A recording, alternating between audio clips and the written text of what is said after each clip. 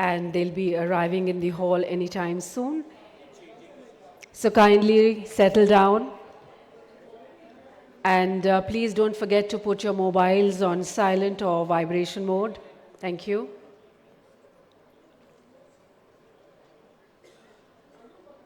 There they are, we can see on screen.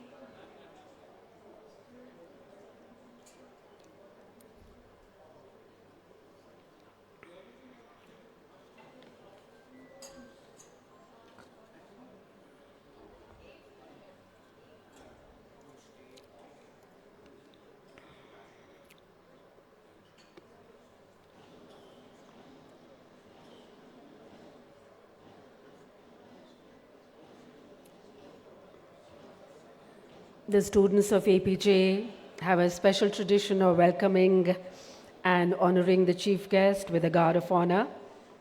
And that's what we can see on our screens.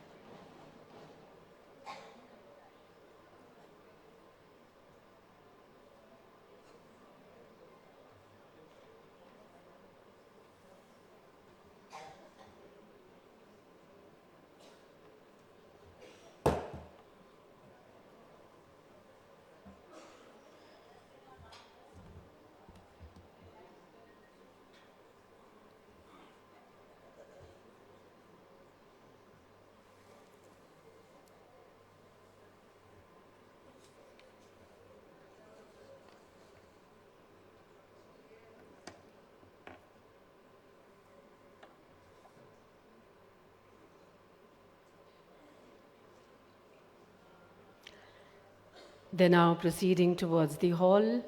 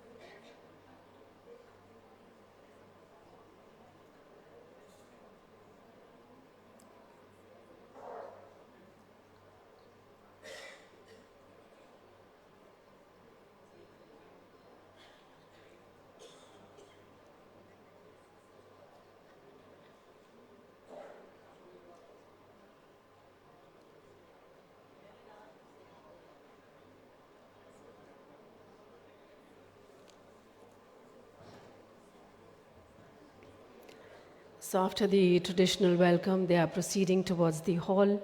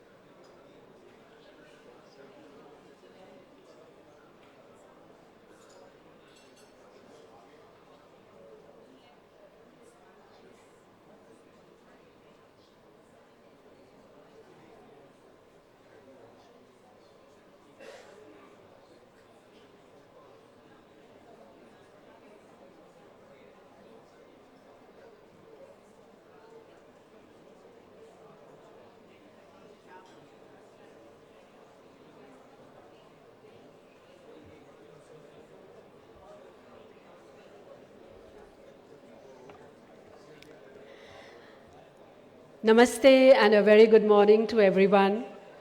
On behalf of Apeejay Stya Group, Indian Obstetrics and Gynaecology Journal, and Walter Bushnell Healthcare Foundation, a center of excellence of the Apeejay Stya University, I extend a very warm welcome to all our distinguished guests to the 11th IOG Dr. Satya Paul Awards 24-25. We are indeed honored to have amongst us a galaxy of esteemed doctors and other dignitaries from across the country and abroad, including Africa, along with members of the Apeejay Stya family. I'd also like to inform you all that the entire proceedings of today's Oration lecture and awards are being broadcast live on IOG Facebook page. In fact, many of our well-wishers have already joined in and are watching the program. A hearty welcome to all of them as well. It's a great privilege to extend a warm welcome to our chief guest, Dr. Errico Zupi, Professor of Obstetrics and Gynaecology at the University of Siena, Italy. He is the former editor-in-chief of the Journal of Endometriosis and Pelvic Pain Disorders. He is also the former advisor to the American Association of Gynaecologic Laparoscopists. I'd also like to extend a special welcome to Mrs. Sushma Paul Barlia, Chairman, Apeejay Stya Group, and Dr. J.B. Sharma, Editor-in-Chief, IOG Journal, for gracing the occasion. Our heartfelt thanks to Mr. Nishant Barlia, Mr. Aditya Barlia, and Dr. Neha Barlia, co-owners and directors, Family Business Board, Apeejay Stya Group, who are also here with us this morning. The IOG Dr. Satya Paul Awards and Oration Lecture have been instituted in the fond memory of Dr. Satya Paul, an eminent industrialist, educationist, philanthropist, freedom fighter, and the inspiration behind all our institutions. The awards to be presented today would acknowledge excellence among members of the medical fraternity who have contributed papers to the reputed Indian Obstetrics Gynaecology Journal.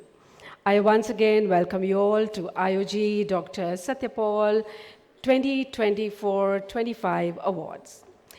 Let's begin the program by lighting the ceremonial lamp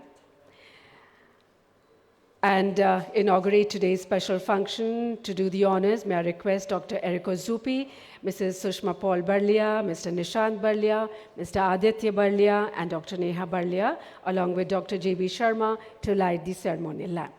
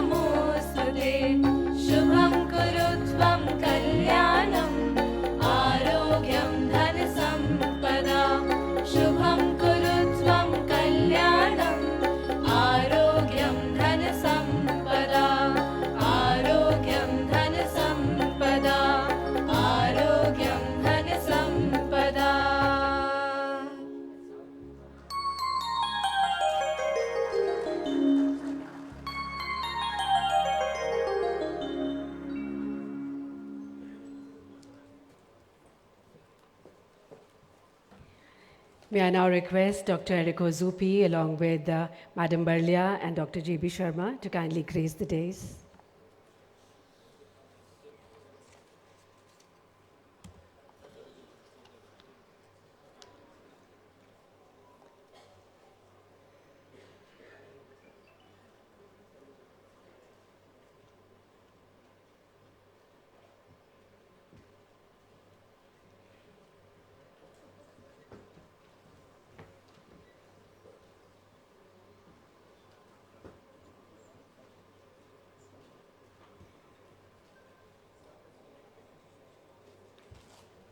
I request Mrs. Sushma Paul Barlia, daughter of late Dr. Satya Paul, to do the Deep Prajwalan.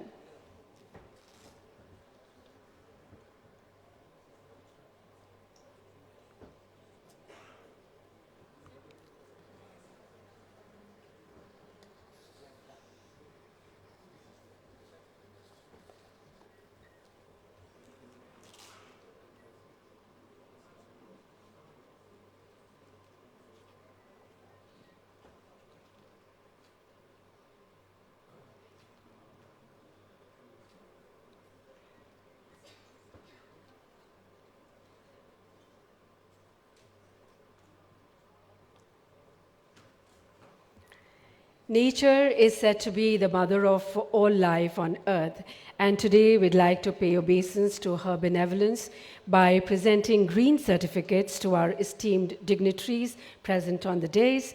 These green certificates symbolize the saplings to be planted across the Apeejay Stya campus in honor of each of our dignitaries. Dr. Errico Zupi,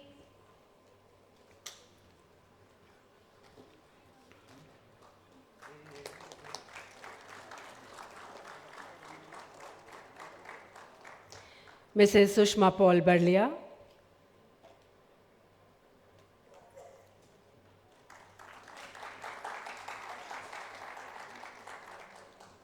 Dr. J.B. Sharma,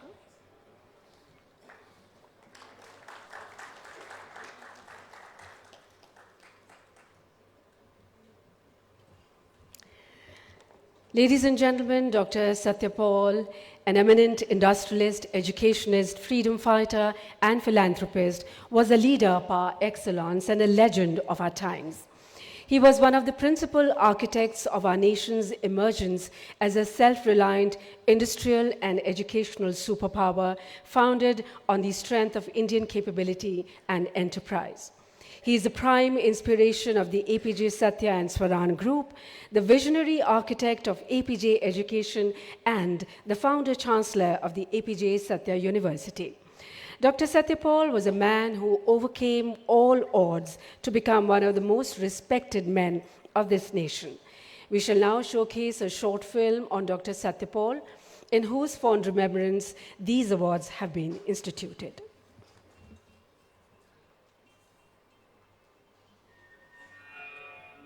कर्मण्येवाधिकारस्ते मा फलेषु कदाचन मा कर्मफलहेतुर्भो मा ते सङ्गोऽस्त्वविकर्मणि.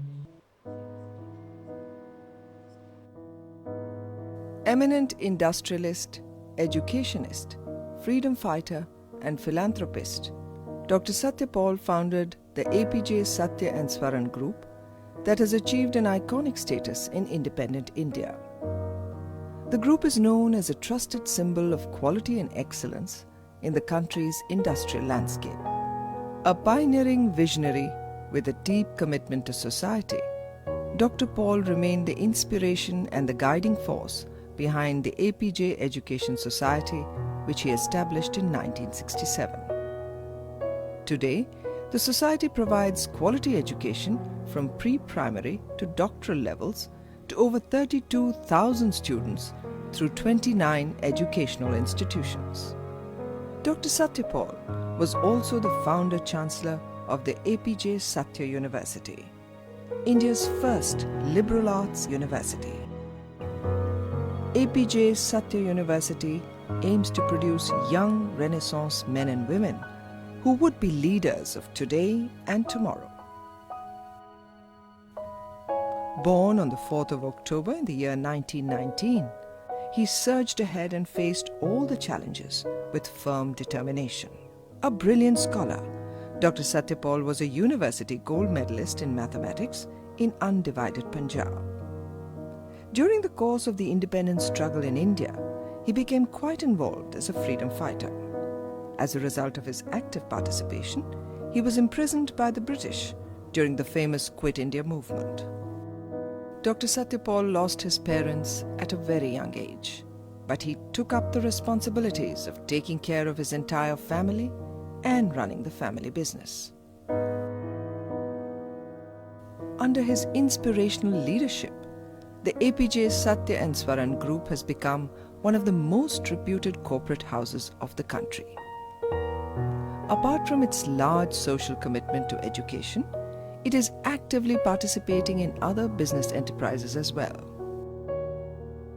Throughout his long and illustrious life, Dr. Satya Paul held responsible positions reflecting his versatility, his leadership, and his eminence.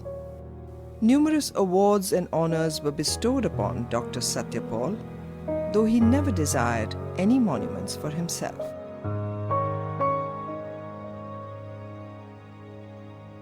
Dr. Satya Paul's humility, simplicity, and affection impressed one and all. The happiest moments of his life were spent with children. He made us believe that it is not a disgrace if dreams remained unfulfilled, but it is a disgrace if we have no dreams at all.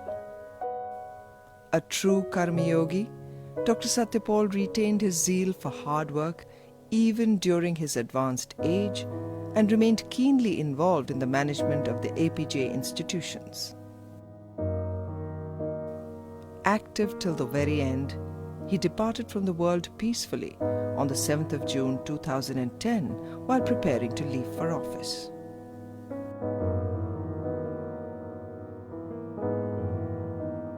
His daughter, Sushma Paul Barlia, together with her husband, Vijay Barlia, and their children, Nishant, Aditya, and Neha, carry forward the legacy of excellence, trust, and growth of the group.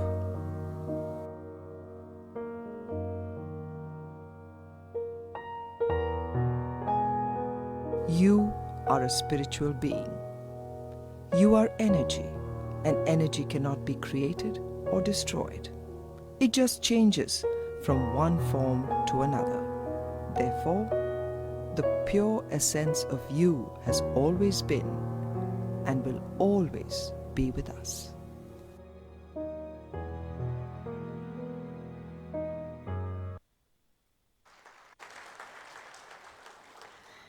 Dr. Satya Paul's life is a glorious example of a true Karma Yogi, a source of great inspiration for today's generation. And carrying forward the legacy of Dr. Satya Paul is his daughter and the only child, Madam Sushma Paul Barlia. A multidimensional personality, Mrs. Barlia is a leading entrepreneur, industrialist, and educationist who has devoted her life to nation building with global footprints. She is a humanitarian, a worthy daughter, a caring spouse, a nurturing mother, an indulgent grandmother, and above all, an alchemist who performs all her roles with great ease to create a shining and inspiring story. Mrs. Barlia is the chairman, Apeejay Stya and Swaran Group, an international diversified conglomerate of businesses with activities in pharmaceuticals and chemicals, real estate and development, international trading and distribution, strategic investments, and emerging businesses such as publishing and media. She is the chancellor of Apeejay Stya University, India's first industry-centric technology and liberal arts university, and chairman Apeejay Education, which runs 26 educational institutions, schools, and higher education institutions across the country, including the Apeejay Stya University. Mrs. Barlia was the first woman to lead a multi-state apex chamber of commerce in India, serving as the president of the PhD CCI in 2005-2006. She was the first woman in India to lead her own pharmaceutical company when not yet 30, and was the first woman entrepreneur of a major educational group in India. Mrs. Barlia is a former member of the Board of Governors IIT Roorkee and former chairperson Board of Governors NIT Jalandhar. Mrs. Sushma Paul Barlia is the chairman, ASSOCHAM, National Council on Business Facilitation and Global Competitiveness, and is a member of the National Management Committee of ASSOCHAM and FICCI. In the year 1995, Mrs. Barlia represented India at the UN World Social Summit at Copenhagen and delivered the keynote address on the role of women at the workplace. She delivered a special address in the House of Lords, UK, at the 2022-23 London Global Convention on Corporate Governance and Sustainability. A humanitarian to the core, Mrs. Barlia has always championed such causes as working for the physically challenged, economically weaker sections of society and empowerment of women. Mrs. Barlia has won numerous awards and accolades for her contributions towards academia and industry. These include felicitation by Skilltree Knowledge Consortium and Mahatma Gandhi Samman at the House of Commons, London, Hall of Fame Award by Asian Leadership Awards, Dubai, Udyog Ratan Award, Lifetime Achievement Award for promoting education for social cause by ASSOCHAM, ET Inspiring Entrepreneur of India and Most Promising Business Leaders of Asia, Lifetime Achievement Award for promoting education for social cause, and many, many more. Rotary Club of Delhi Premier felicitated Mrs. Barlia as COVID warrior for her philanthropic endeavors and extraordinary contribution to help those in need during the COVID-19 pandemic. She was also conferred with the Lifetime Achievement Award promoting education for the social cause at Digital Education Summit by Universal Mentors Association. She was felicitated with the legendary Shiromani Award for Excellence in Education at the NRI World Summit 2022, United Kingdom. She was awarded as Distinguished Fellow of the Institute of Directors, IOD, for the year 23 for her outstanding contribution to public welfare and public policy, women empowerment and social inclusion, among many, many more recognitions. She was bestowed with the Lifetime Achievement Award for her remarkable contributions and visionary leadership that have significantly impacted the entire education sector and the nation as a whole by the Service Export Promotion Council set up by the Ministry of Commerce and Industry, Government of India in 2024. Mrs. Sushma Paul Barlia has abiding interests beyond the realms of work. She is a voracious reader and loves to travel to new destinations. She is highly reflective and her spiritual pursuits are intertwined in her busy schedules. Indeed, she is as much focused on achieving as she is on the joy of living and giving. I now request Madam Sushma Paul Barlia to kindly address the gathering.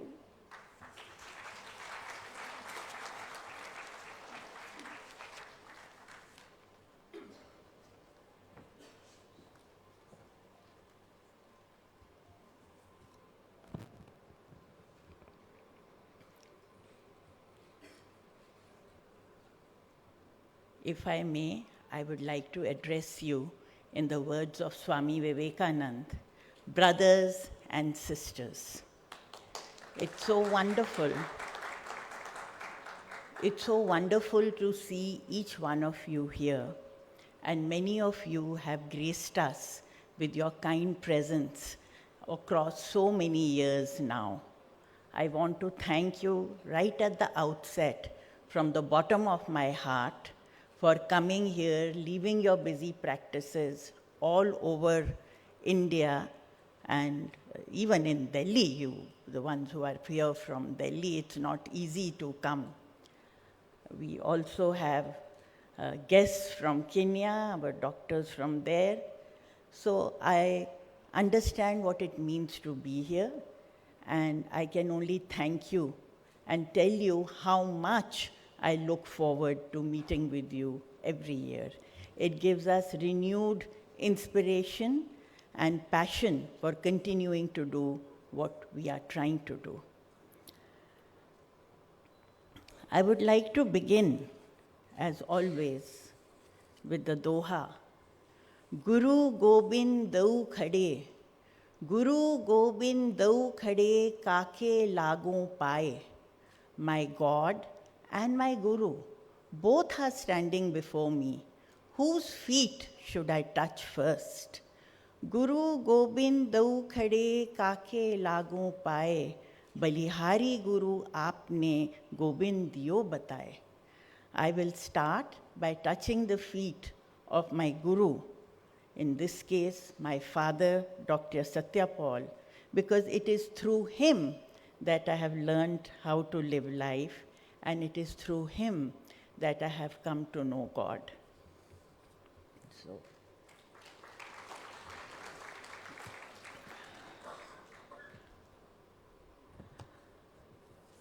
but before I continue, I would like to also acknowledge and express my gratitude to Dr. Errico Zupi for being with us here all the way from Italy. While, of course, we will have a much larger introduction to all his achievements, I thought to just briefly at least state what we already know, that he's a renowned expert in imaging and minimally invasive surgery with extensive contributions to advancing imaging techniques in obstetrics and gynecology. He serves as a professor of obstetrics and gynecology at the University of Siena, Italy, and has held leadership positions in many major institutions, performed more than 4,270 surgical procedures, specializing in laparoscopic and the minimally invasive techniques. With over 200 publications, editorship roles in prestigious journals, and leadership positions in global gynecological societies, he's made a profound impact on clinical practice and research worldwide. He was also former advisor to the American Association of Gynaecologic Laparoscopic Surgery. He would today, as we know, be delivering the Oration lecture on the very important topic of today, maximizing ultrasound utility across obstetrics and gynecology. Ultrasound being the key first-line imaging modality, it is cheap, painless, inexpensive. We know all of that, actually. Why am I saying it? But with advancements in technology, ultrasound now being more precise and accessible than before, both from early pregnancy assessments to fetal anomaly detection and gynecological evaluation, and the lately integration with 3D, 4D imaging, Doppler studies, AI-driven analytics.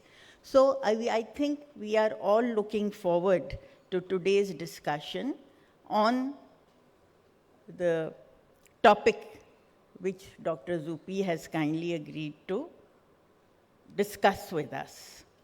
So I'm sure it will be a very erudite presentation, and it is in the fitness of things that we have these kind of oration lectures year after year in memory of Dr. Satya Paul, because at the end of the day, one of the hallmarks of his life was his dedication to the cause of women and child, and particularly maternal health and health overall. While I will recount some of his achievements, we've seen his movie, those of you who have kindly been with us year after year have been hearing about him. Today I was just thinking to myself that what is something else, I mean, why are we really now looking at this every year and talking about him every year? And there was something very different that came to my mind, because every time when I reflect upon his life, upon what he stood for, on how he conducted himself, and most of all, the impact that he had, not just on me, but each and every person who has come up to me over years to share what even I did not know, the impact that he had on their lives in so very many ways. He gave of himself, not only in terms of funding scholarships, helping people setting up businesses, and all of that, but he also gave of himself, of his time, of his love, his presence, his affection, which perhaps meant far more in the lives of all of us, I think, than even he realized. Today, when I was thinking about what do we talk about, and I was remembering most of all his smile. He had this incredibly beautiful smile, and the photographs don't do justice to it. It was a gentle, soft smile, and it was always there, no matter what life threw at him. And, just because we think he was a great person did not prevent him from facing all the challenges of life that each one of us do. But throughout all of that, I have never seen him upset, troubled, frowning, nothing, just that smile. And so often, whenever, and many people have shared this with me later on as well, whenever I've been puzzled on what to do, how to solve a particular problem, or just feeling very upset inside of me, depressed, upset, any of those human emotions that we all go through, I would just go, sit with him for 5 minutes, 10 minutes, 15 minutes, talk about, just the mundane, everything day things a daughter may speak to her father about. And then he would ask, is there something you wanted? I said, no, thank you, I'm fine now. Because I was fine after that. And not only was I fine, a lot of times I got a lot of clarity just being with him on whatever was bothering me at that point in time. And this time, and this is why this thought came to my mind, and I thought I must share with us all here, because it's not about him. The reason that we are remembering him is the life he led, the qualities that he stood for, the values he stood for, and demonstrated through his life journey that how any and each one of us can become from ordinary to extraordinary. It was not a special quality that he was born with. It was something that he became. And each one of us can do that. So I seem to have acquired a habit to going to some or the other pilgrimage place, not necessary. Doesn't matter if you're going to a Hindu pilgrimage space or a Muslim one or a Christian one. What matters is the feeling with which you are going and, why you are going there. But this time, as you might guess, I ended up going to Kumbh. And I thought it would be fairly straightforward because you book your plane tickets, you arrive there, of course there'll be crowds, you somehow manage through and it should be fine.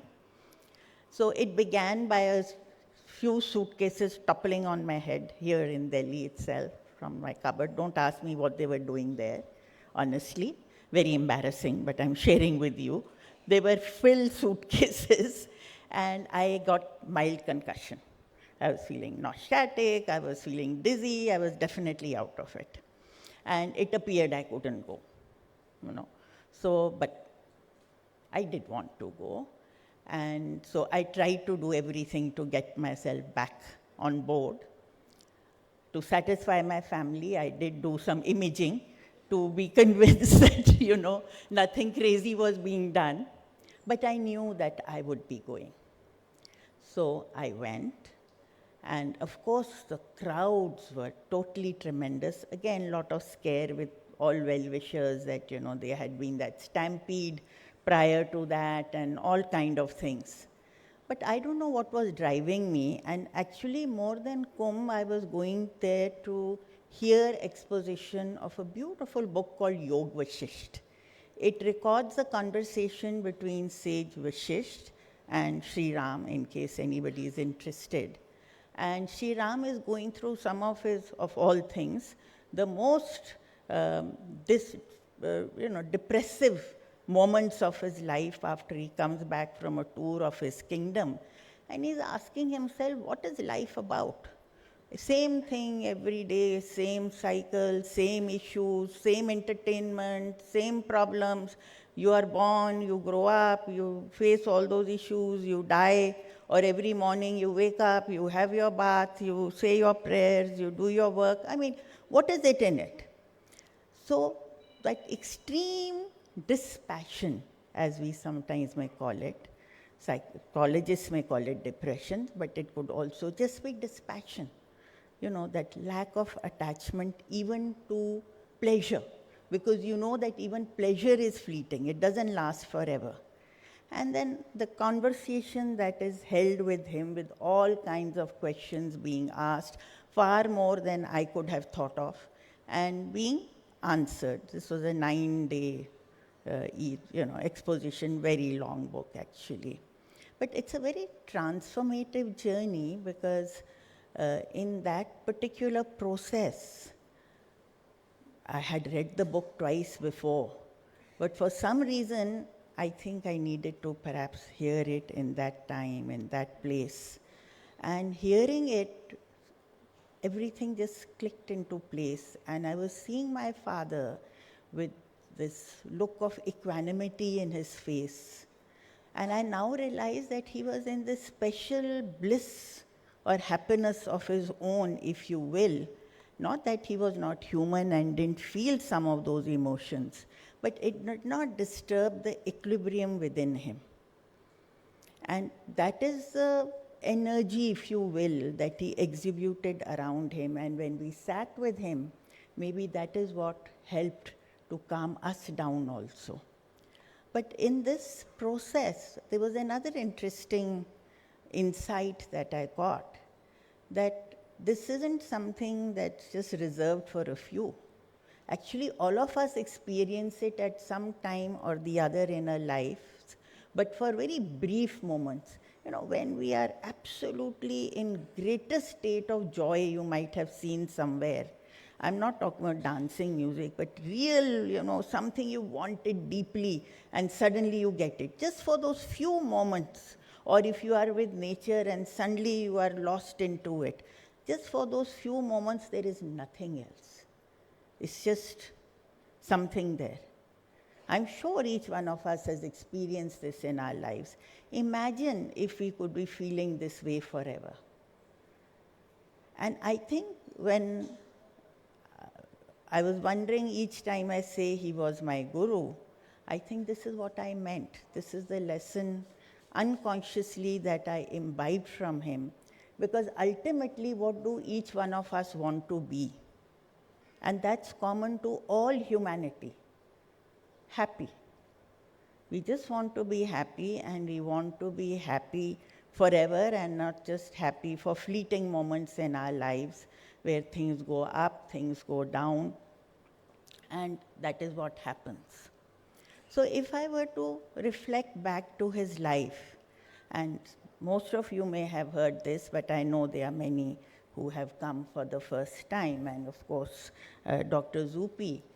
He went through, he was an ordinary boy in an ordinary family. Nobody from his family had ever done higher education. Nobody even studied up to class 10, actually, at that point in time.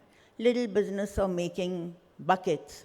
How little? Okay, all studies being done by a lantern because they couldn't afford electricity.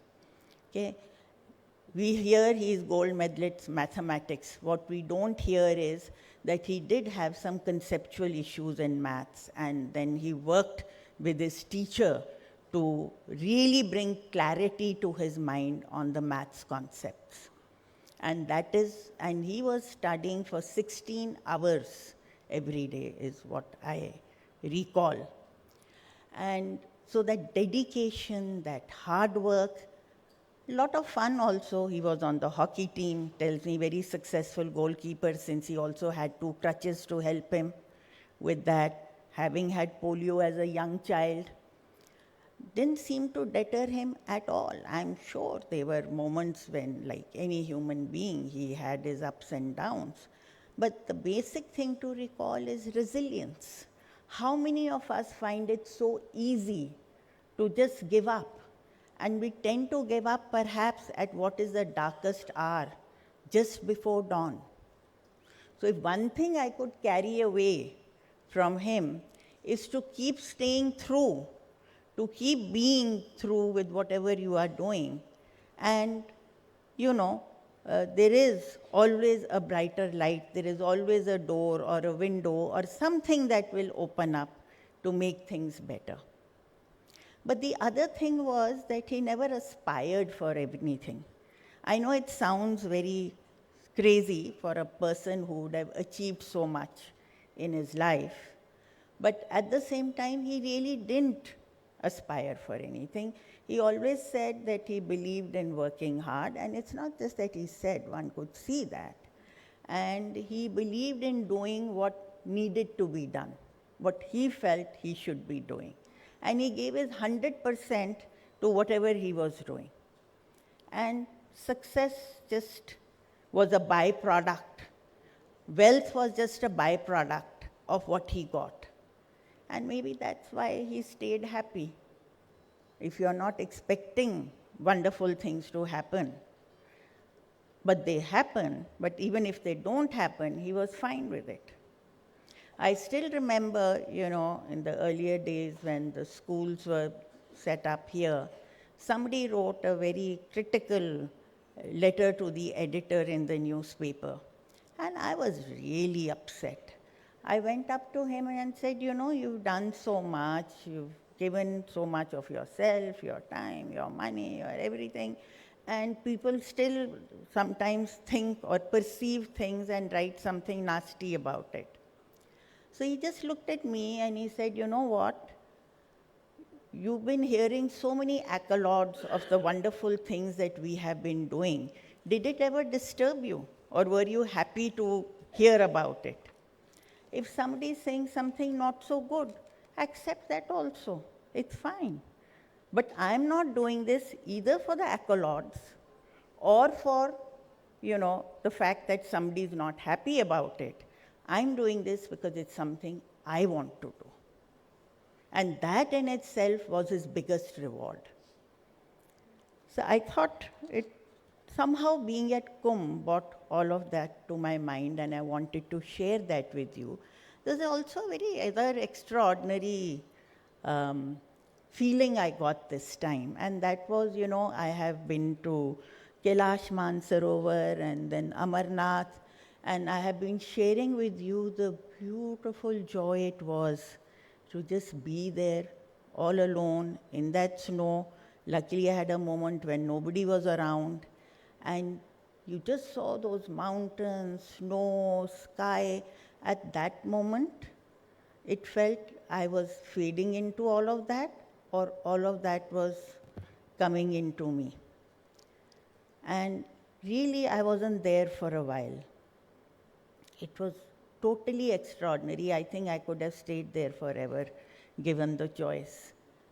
But the extraordinary thing was, I always thought to recapture that kind of a feeling, I had to be alone, or I had to go to some beautiful place where I could also stand and, get that kind of a feeling again. But this time in Kumbh, there was a huge crowd. It was a mela. Literally human beings dotted all around you everywhere. The first day I went for a bath in the Ganges, the Shanaan, we had some arrangement done, so we went in the boat and, the so-called VIP pyre and all of it. The second time I wanted to go, which was on Shivratri, everything had been stopped, no vehicles, no boats. I had to walk 8 kilometers up and down, inclusive, up and down included, apart from other kilometers to go and hear the Yog Vashist. And literally when we were there at the Ganges, there was a whole crowd of people around us. But when I was standing there in the water and just looking at it, at that moment, I was alone. I was literally alone. So I realized finally that you don't have to go anywhere. Because if we believe, whatever God we believe in, whatever name we talk about Him, whichever path or religion we follow in our lives, we all believe that God is all pervading, everywhere, every place, and everything, and all paramount in all ways. So if He is there, I'm saying He for sake of convenience, but if God is there, He's also here within all of us. Nowhere to go, nothing to do, just remember it. The problem is we forget it. And which means that are we really utilizing all the latent energies and forces that we possess within us, physically and mentally, to its fullest potential? I'm not sure if we are. Some of us could be.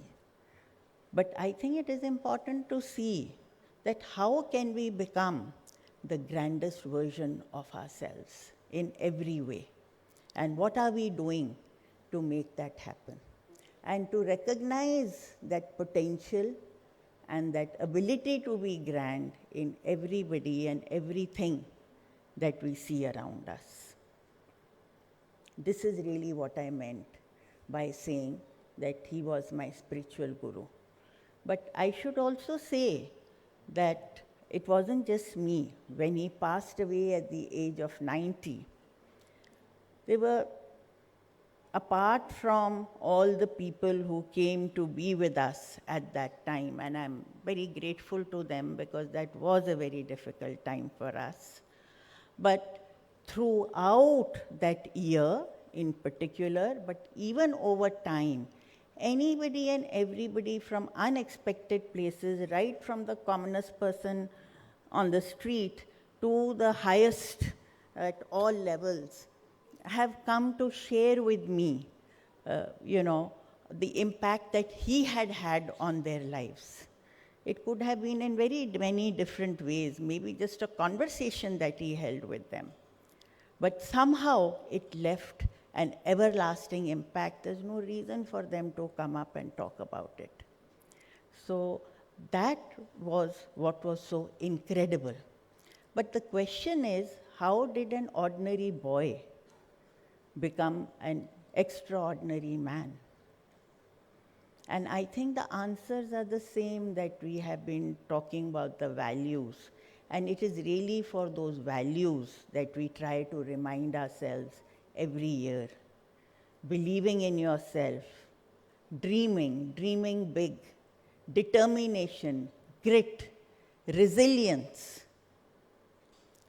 It's easy to say, difficult to do, but this is eventually what truly takes us there. And just never giving up, because there is nothing to give up on. At the end of the day, everything passes, the good and the bad. But we remain, the real we remain. And at the end of the day, what mattered and what I think truly made him extraordinary, that the philanthropy that we talk about, for example, was not something that he did like these days we do corporate social responsibility, or we say at the end of the year, oh, we should do something for others. It was part of his being. It was like an everyday exercise. One day, Nishant, Adit, Neha, and myself, we were in some conference, some years ago I'm talking about now. And we were being told that please try to list out, they made groups for us, and they said try to list out, what is the kind of philanthropy that your organization you do, or what do you do outside of the work that you do. And we started writing that down, and we actually were trying to only write down stuff which we were doing outside of the organization, doing stuff for people, giving things, doing whatever. So then they got everybody to go around and read what other groups have written. And there was a lot of things written over there, I'm not going to get into it, within the organization itself, which people were talking about as their philanthropic effects. And we realized that maybe the mantra should be that we should do a little less philanthropy and more business. But anyway, that was on the lighter side. But what I was only trying to say was, no credit to us. I think credit to the vision that he left for us. By the way, he was a very hard taskmaster. It was said, it was a legend, if you will, that difficult to survive under his mentorship for 1 year. A lot of people might have given up. But if you did, you became a man. And interestingly, many, many successful people, who were later heading industries or went on to become managing directors or CFOs or whatever it is of different organizations would actually come and share these stories with us. So that lifelong, they put the success of what they had achieved to his mentorship in their younger days. So being generous, being philanthropic doesn't mean that you don't be disciplined. He led a very disciplined life. Doesn't mean you don't be a hard taskmaster.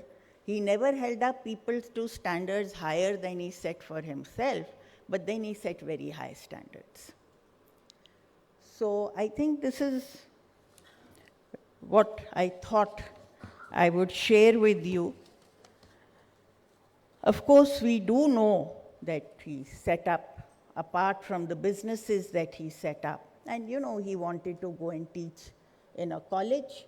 He was refused because he was physically challenged. He was still walking at that time on his crutches.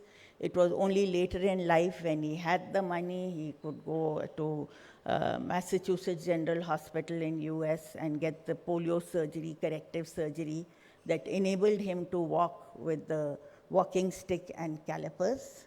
And he was traveling around the world. No two thoughts. Actually, frankly speaking, it's only because it's something that one needs to mention.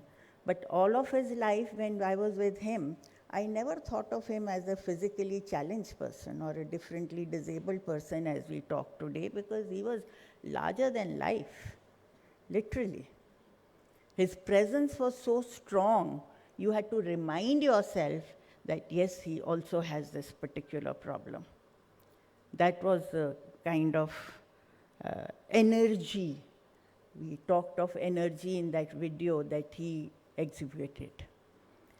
So he then went off into business, and rest is a different story for another day, but the business grew much beyond his imagination.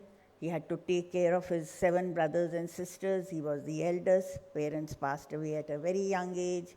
He was a freedom fighter. He went to jail during the Quit India movement. He was jailed along with some of the biggest freedom fighter leaders of that time.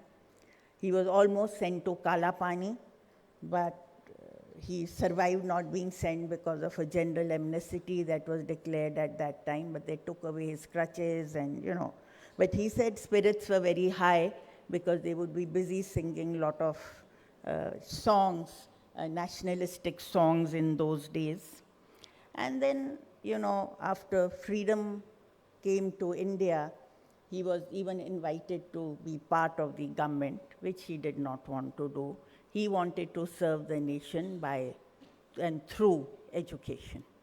And that is how education came into being, as a way of providing the kind of environment where every faculty of a child could blossom to its fullest: mental, physical, spiritual, emotional, and with global dimensions, and yet rooted in human values. So this is what, then he was involved with a lot of organizations. He was president of the Gulab Devi Hospital Trust in Jalandhar for very many years. He initiated several health term schemes, treatment of TB patients, polio patients, involved with the mission of Ramakrishna Mission, Council for Child Welfare, Rotary. A lot of work done for the differently abled, and as well as, of course, his desire was to set up an institution of APJ dedicated to healthcare in the country. And on the establishment of Apeejay Stya University, he was quite keen to establish a center of excellence in healthcare within the university itself. And this is how we have tried to carry forward his mission of contributing to healthcare, both in a foray into medically allied business that upholds the highest ethics and standards, but especially through the Walter Bushnell Healthcare Foundation.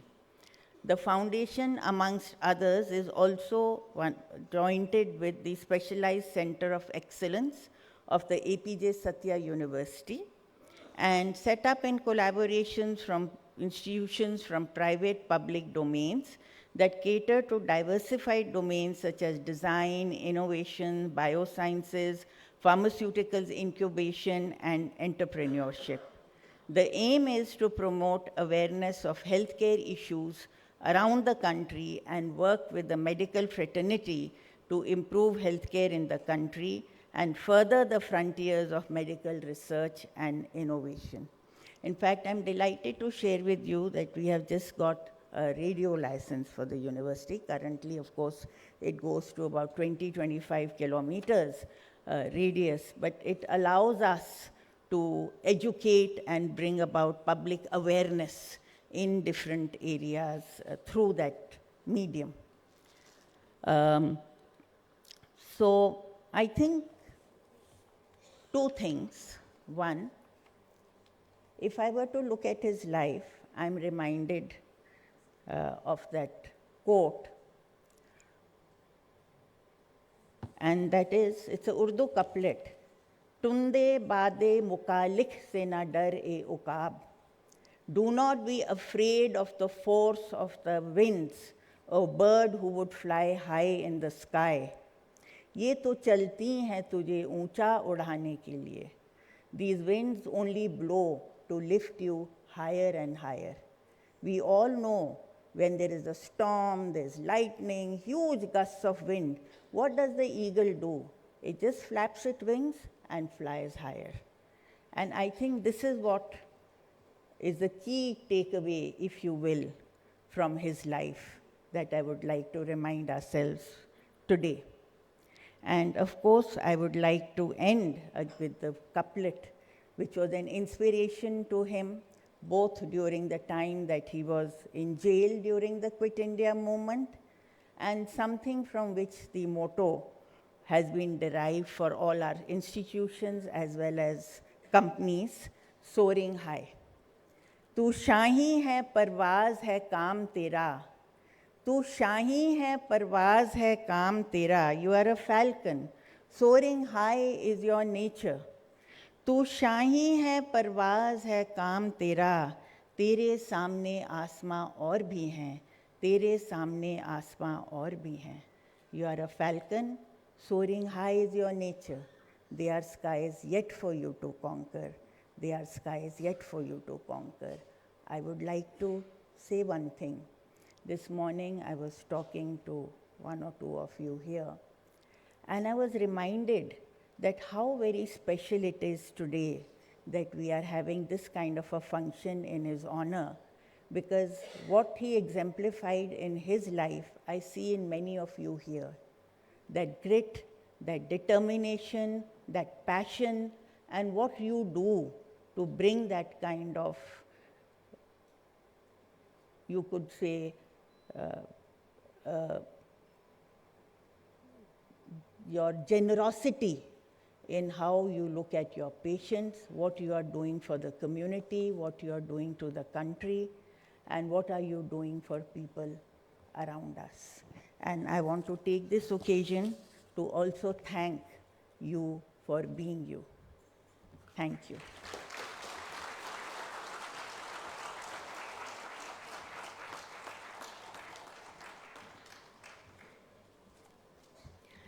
Thank you, ma'am, for inspiring us, as always, with your words of wisdom. We are also delighted to have amongst us Mr. Nishant Barlia, grandson of Dr. Satyapal and son of Mrs. Sushma Paul Barlia and Mr. Vijay Barlia. Mr. Nishant Barlia is co-owner and director, Family Business Board. Apeejay Stya Group, an international conglomerate of businesses with major interests in education, pharmaceuticals and life sciences, and real estate. Mr. Nishant Barlia is leading the pharmaceutical vertical, which he is spearheading in India and abroad, including Europe, Middle East, and the United States of America. The group's pharmaceutical vertical comprised the flagship companies Walter Bushnell, Martin & Harris, and ASG Biochem.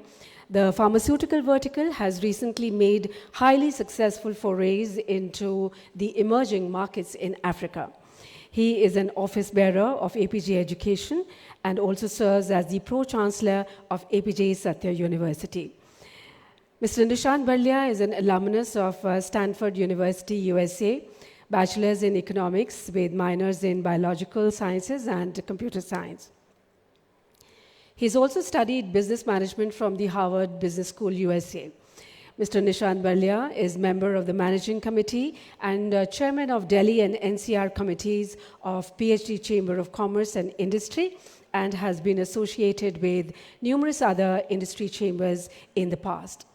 Under his leadership of the pharmaceutical vertical Martin & Harris Private Limited, he has been conferred with the Excellence in Business Innovation Award organized by the Healthcare Summit, and also the Excellence in Supply Chain Logistics and Good Distribution Practices Award at the ASSOCHAM Annual Pharma Summit 2024.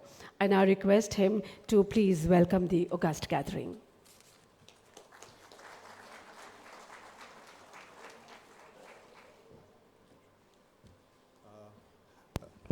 A very good morning, everyone. It is with immense pleasure that I extend a very heartfelt welcome to all of you gathered here today, and I'm especially delighted to welcome our distinguished guest, Professor Errico Zupi. Professor Errico Zupi is a renowned professor at the University of Siena and a leading expert in this field. He has an illustrious career spanning academic and clinical leadership, and his contributions have significantly advanced his domain. It's truly an honor to have you with us today, sir.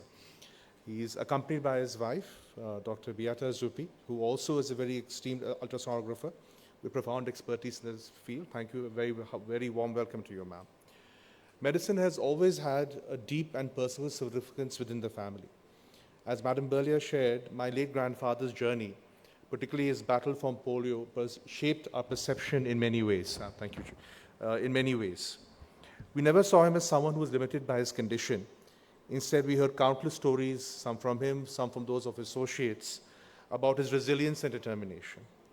His journey had taken him to the Boston Mass General Hospital for a groundbreaking corrective surgery. And as my mother also mentioned, which of course later became widely accessible in his own country, something he personally championed and funded throughout the country. His legacy remains a guiding force for us, and we're very aware how your great work and the contributions one can make, how much it can have an impact on the life of an individual and the life of a family. In 2022, we celebrated 50 years of Apeejay Education, a milestone that has underscored our unwavering commitment to world-class education and healthcare. Many of us senior faculty who are here today have an integral part of our journey, building an ecosystem that fosters innovation, knowledge sharing, and excellence. Of course, challenges exist in every healthcare system in the world, and we have colleagues here from many of those with their own very unique challenges. However, I also believe we're at a very pivotal moment. I thought I'd share an anecdote with you. My original field of study had been bioinformatics. And that time we had, now of course, there's a huge field of omics. And we used to have all these large data sets to work with. I remember at that time, the largest computing power which was used at a university was for protein folding. That was the challenge of around 20 years ago. So last year, inspired by a friend, I spent 2 weekends with this called reverse mentoring, where I got a postdoc from Weill Cornell University, we and some friends from industry, to walk us through, and it was nice to pick up a piece of code and write again. And I was astonished code, which we used to wait for. I mean, it was impossible to compute. You were able to write the code in a few seconds, and you're getting very, very powerful observations, drug candidates, selection targets. statistical analysis, which is unbelievable. And I feel we are now at such a cusp today as to what's the innovative frontiers are going to get pushed in the next few years. It's really one of the most exciting times to be in medicine. And I think in a way, what we're doing here today and what we're discussing here today, disseminating that information, sharing that information, finding new solutions, it's truly a very, very exciting time. If there's one enduring lesson I've learned from my grandfather, is that institutions are not built in a day. They're built brick by brick through the relentless dedication of countless of individuals. And if there's one thing I must say, if I've learned from my mother, what she's taught us, 3 siblings, is that our best ambition is to be good stewards for the moment of time that we are associated with these institutions. And in that spirit, today, we celebrate the remarkable contributions of many of you and as leaders in science. And we also realize that this gathering is another step forward in our collective journey, in our shared destiny. This event is a testament, in a way, to the shared vision of many of you. We have senior faculty here from Kashmir to Tamil Nadu, from Gujarat to Manipur. We have international faculty from Nepal, for the first time from Kenya. And it's really a real privilege for us to have all of you here today and to help build those connections and to share that knowledge and to be together in this journey. So thank you for your time, your insights, and your invaluable conversations as we here go through today. And a very hearty welcome to today's proceedings. Thank you.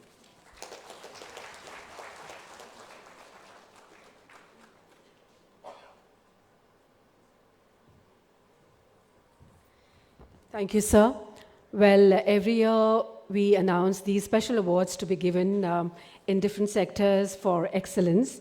And this year also, later in the day, we'll be announcing these awards. But due to some medical emergency, Dr. Amit Patki, one of our awardees, has to leave. So I request all the 3 of you to kindly give the Excellence in Infertility Treatment Award to Dr. Amit Patki. He's the recipient of this award, and he has exhibited commitment to pushing the boundaries of infertility treatment, enhancing outcomes, and improving the overall reproductive health. So let's welcome on stage and put your hands together, ladies and gentlemen, for Dr. Amit Patki. He is Medical Director, Fertility Associates, Mumbai, and consultant at Kar Hinduja Surgical Hospitals. He's the president of Indian Society of Assisted Reproduction. Dr. Amit Patki, receiving the special award for his excellence in infertility treatment.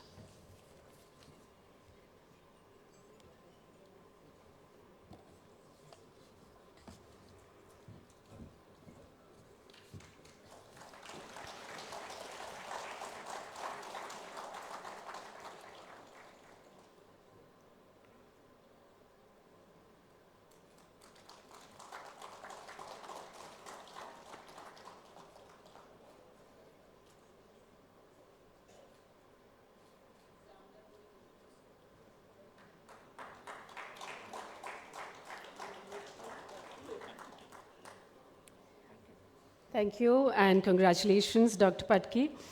Well, the IOG journal has emerged as one of the most sought-after publications among the medical fraternity, and we are pleased to have Dr. J.B. Sharma, editor-in-chief of the journal, amongst us today on this dais.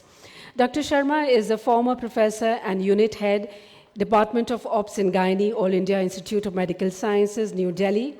He specializes in key gynecological areas, including urogynecology, genital tuberculosis, and medical disorders in pregnancy. He has served as professor at the Maulana Azad Medical College and has been associated with various hospitals in the UK.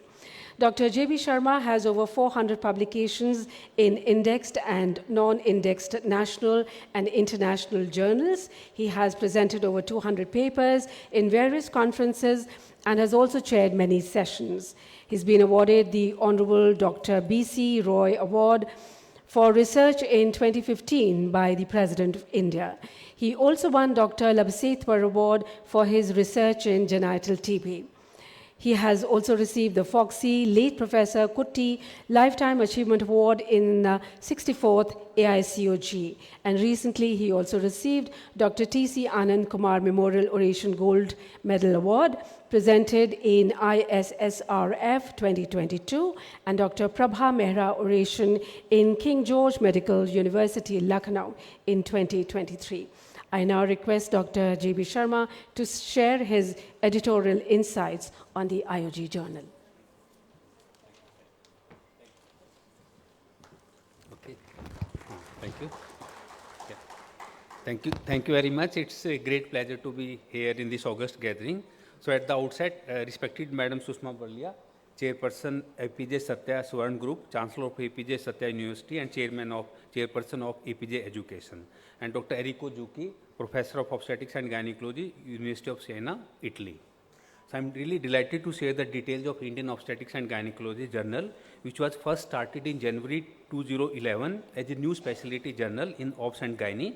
Its aim was to provide a platform to budding and established authors and researchers in Obs and Gynae, especially to encourage the youngsters basically to write more publications.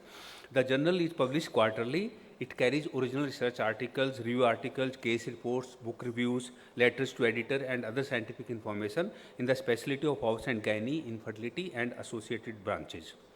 All the articles submitted to the journal are properly reviewed by experts and honorary editorial board members from all over the country, as well as from abroad. We have international editorial board also, and they like maternal fetal medicine, assisted reproduction, reproductive endocrinology, gynae onco, urogynae, minimally invasive gynae. So all specialties are covered. And the journal solicits and receives articles from these broad categories in Obs and Gynae and also associated branches dealing with Obs and Gynae like medicine, surgery, even dentistry, if they are found of sufficient merit and scientific content.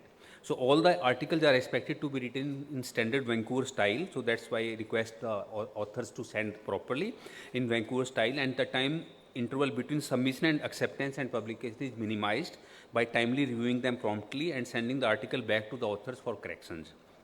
So the journal is published by Apeejay Stya Publishing Group, thanks to ma'am for that, but it is independent of the publishing as far as scientific content of the journal is concerned. And I am delighted with the performance of the journal, as it has been well accepted by the fraternity in our specialty. In fact, our colleagues, they enthusiastically wait for the new issue. In fact, I keep on getting emails, phones that when is the next issue coming. So I'm really thankful to all of you for that. And we are getting record number of quality articles from the authors, not only from Obs Gynae, but from other basic scientists, physicians, surgeons, and even dental surgeons, especially pertaining to pregnancy, because anything can happen in pregnancy, including like mental disorders, neural disorders. So all specialty can send their work to us if it is of sufficient merit to us. So I wish to thank all the international and national editorial board members and reviewers who work selflessly and very hard for the journal by contributing articles and reviewing quality articles. Most important, our esteemed readers, of course, without whom the journal would not have been successful. And I proudly say that the journal is recently indexed with UGC Care List. The journal is also indexed with the Abesko of USA and Google Scholar.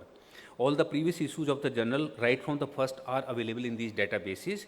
Indexation, of a journal is considered a reflection of the quality.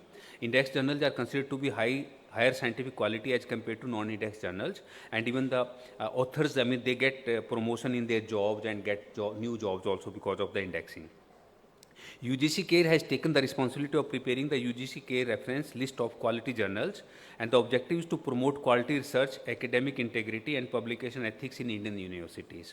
Abesko from USA provides a complete and optimized research solution comprised of e-journals, e-books, and research databases. So all our issues are on it. Google Scholar provides a simple way to broadly search for scholarly literature, and from the very beginning, our all issues are on Google Scholar. We are in the process of applying for more indexing and more agencies, with the final aim being PubMed indexation. So I need help from all of you by submitting your quality studies to us for that. And it is due to the contribution of quality articles by all of you, and because of which, the journal is reaching new height, and we may publish it more often in future. So I'm particularly thankful to Apeejay Stya Publishing Group, especially Madam Sushma Paul Barlia, Nishant, Aditya and Neha Barlia for their support, and also Dr. Manju Purohit, Dr. Vishal Wahane, the whole team, editorial team members from the desk editors for doing a wonderful job for us. And we encourage researchers to submit high quality manuscript to IOG journal so that we can, get it further PubMed indexed. And I'm thankful I can see Dr. Pai, Rishma Pai, Dr. Narendra Malhotra, Dr. Jaideep Malhotra, and all other esteemed colleagues from all over the country if I'm missing some names. So really thankful to you, and I congratulate all the award winners for getting the awards today. So that is also useful. The youngsters should submit their article. They are eligible for awards, and if they get the award, it is, they print it here, publish it here, and like it will be useful for their career. So thank you very much. Thank you. Thank you.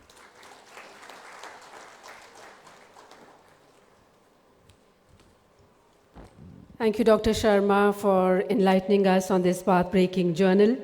And now I request Dr. Errico Zupi to present green certificates to the editorial board members of the IOG journal and the eminent personalities of the Obs and Gynae fraternity. I request Mrs. Barlia also to present the book Life's Amazing Secrets by Gaur Gopal Das. I also request Mr. Nishant Barlia, Mr. Aditya Barlia, and Dr. Neha Barlia to kindly join us on stage for this presentation.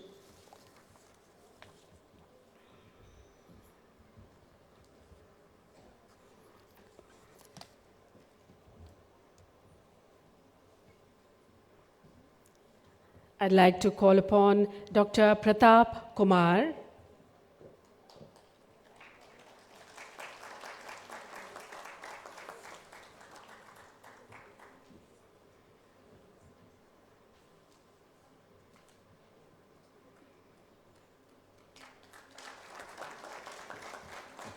Dr. Anupama Bahadur.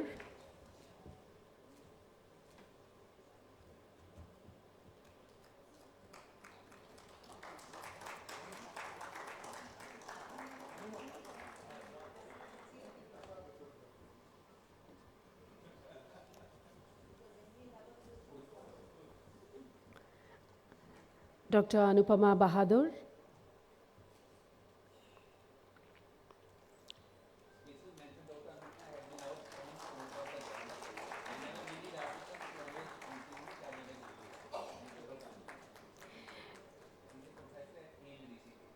Dr. Mridubhashini Govindarajan.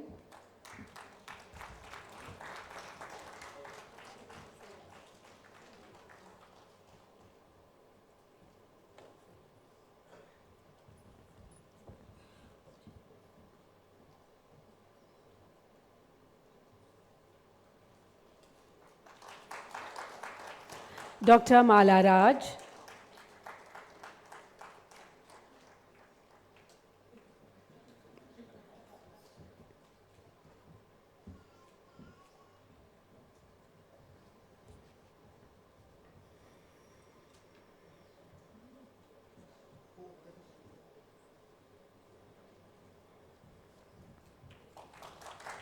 Dr. Anita Singh.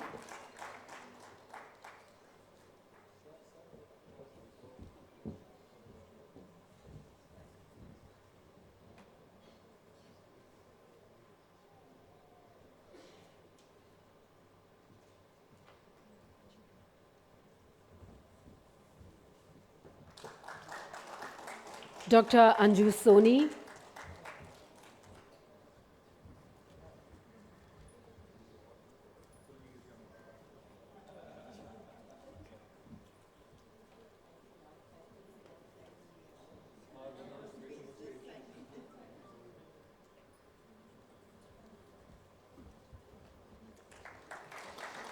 Dr. Maninder Ahuja.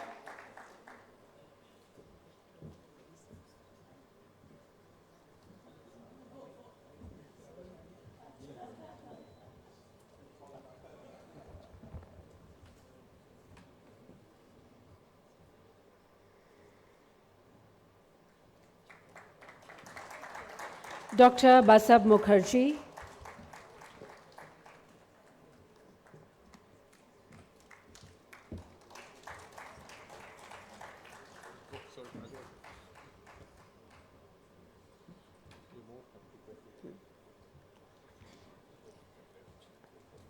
Dr. Simona Lynn Saldana.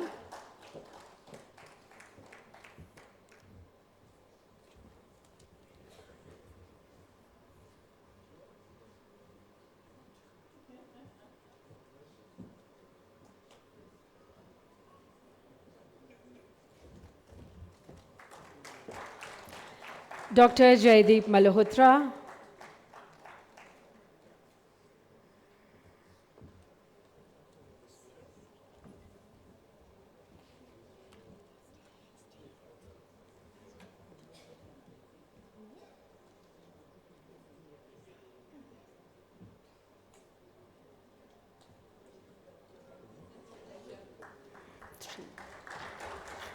Dr. Rishma Dhillon Pai.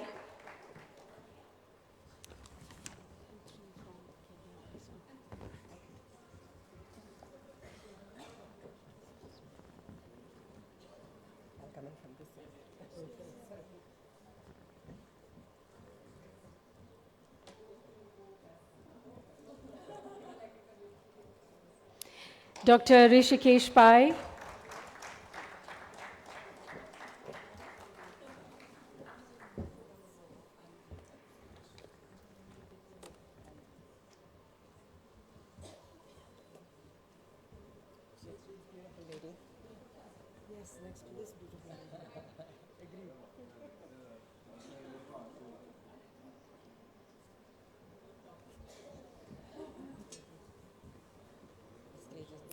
Can we have Dr. Narendra Malhotra on stage, please?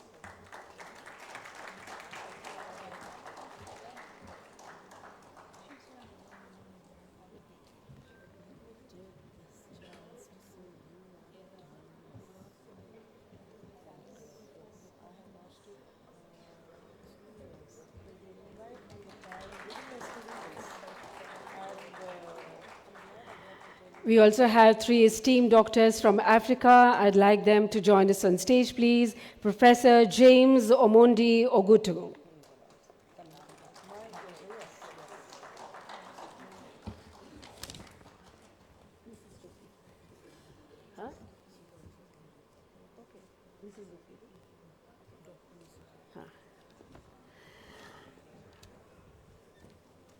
I request Dr. Mrs. Zupi also to kindly join us on stage. Dr. Beata Zupi to kindly join us on stage. Please come.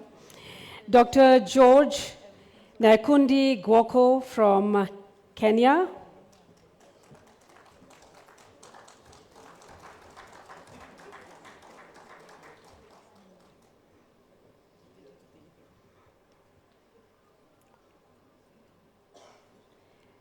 That's Dr. George Nyakundi Gwako.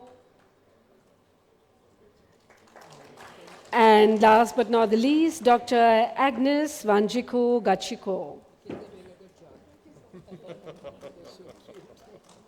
Reminds us of, takes us all back to our school days. Hello, sir. Next time बड़ी stage बनाना और भी हम लोग बहुत लोगों को आप honour करते हैं. You're honored to have.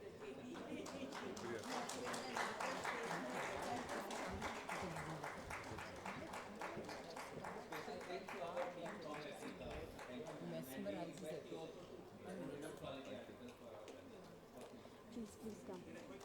So let's have a quick group photograph, and if you can just come closer together.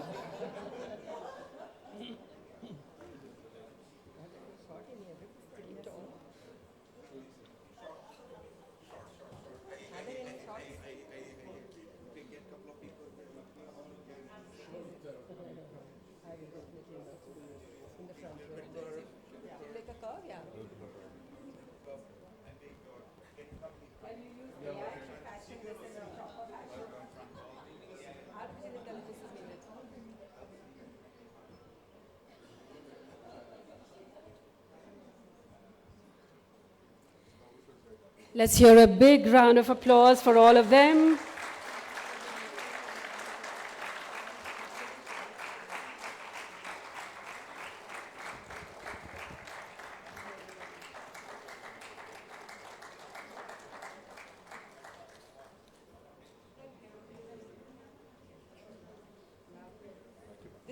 nicest thing, planting a sapling.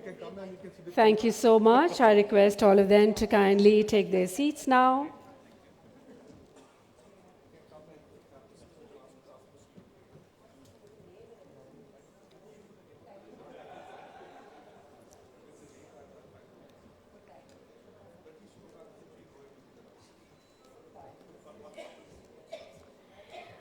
Well, ladies and gentlemen, the IOG Journal has emerged as a trusted and well-researched referral publication for the medical fraternity and is now indexed in EBSCO, Google Scholar, and has also been included in the UGC Care List.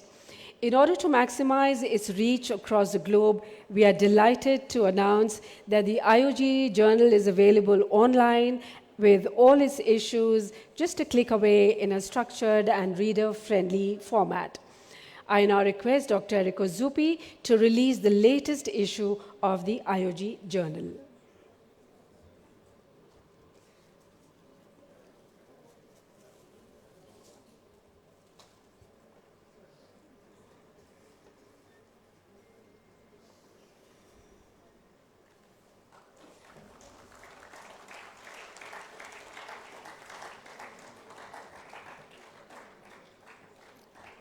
That's the latest issue of IOG Journal.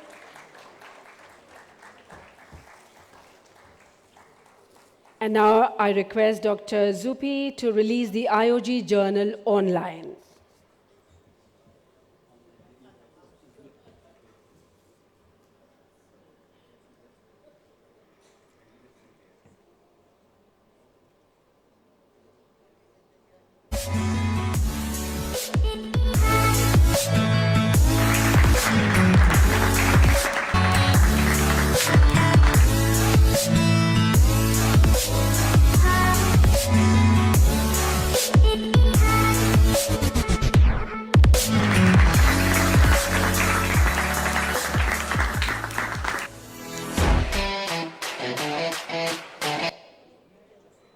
Well, we do hope that all of you will log into the website and become a part of IOG family.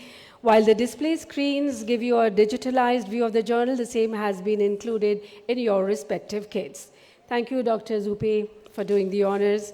We shall now proceed to the much-awaited presentation of the IOG Dr. Satya Paul Awards 24-25. The awards are being given to the authors of the best papers published in the IOG Journal under 3 categories: Best Case Report, Best Review Article, and Best Original Study. The jury, comprising national and international experts, reviewed all submissions to IOG for the year 2023. The names of the eminent authors were kept confidential to maintain complete authenticity. A lot of effort went into reviewing the submissions, and we'd like to thank each of our jury members for that. Ladies and gentlemen, the award for the best case report goes to Dr. Shirali Runwal. She is from Gwalior and currently pursuing fellowship in reproductive medicine at Fortis Hospital, Mumbai. Please come on stage and make a brief presentation of your case report, Hepatic Rupture in Near-Term Pregnancy, Dr. Shirali Runwal.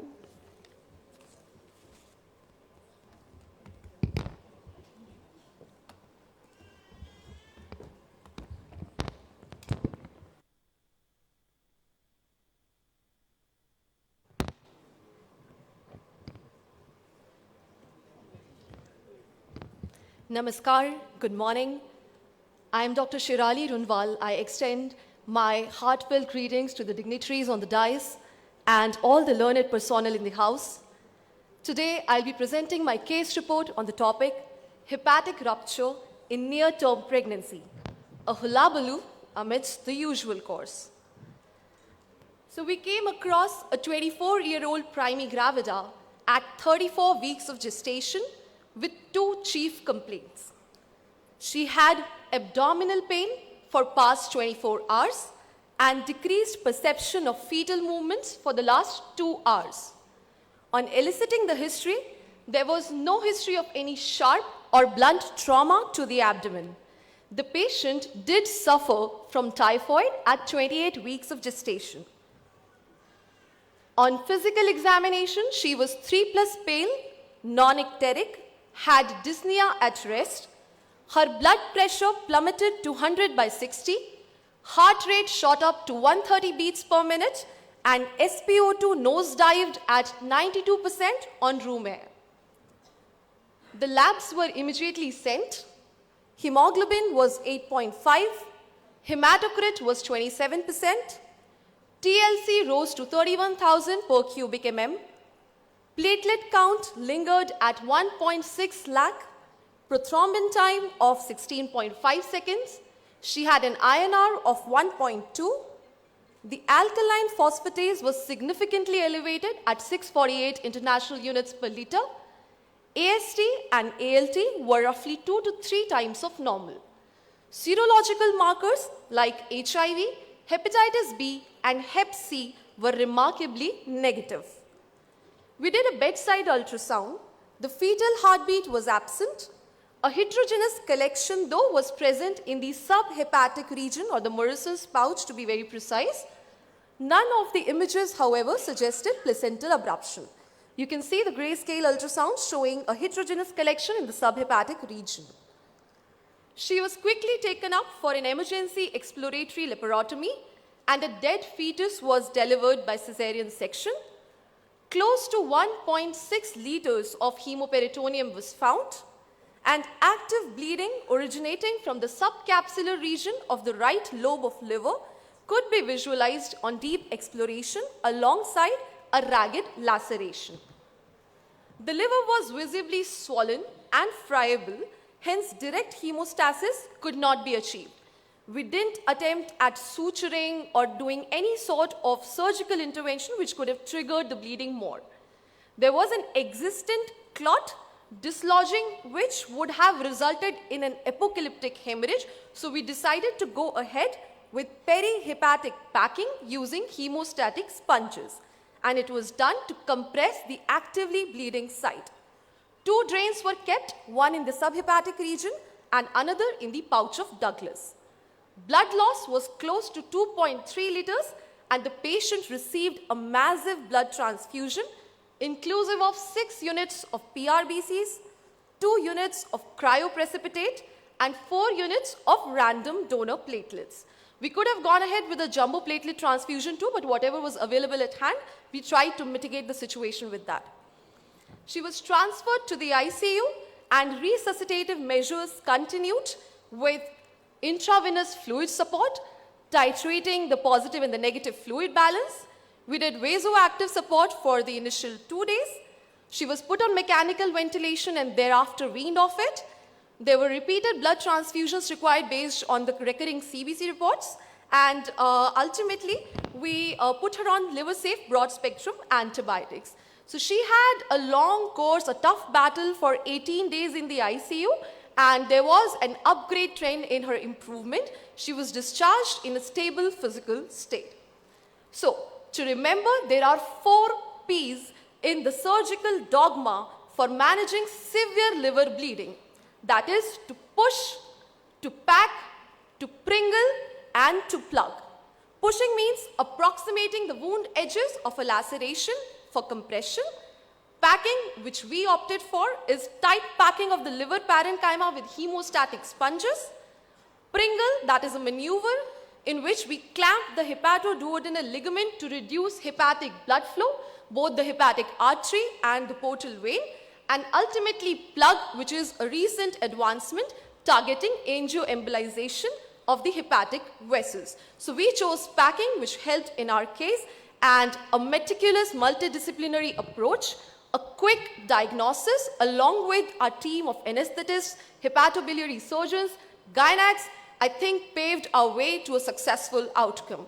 In the end, I would just like to quote that liver bleeds when touched and heals when nurtured. So sometimes a good surgeon does not only know when to cut, but also knows when to stop. Thank you so much for a patient listening.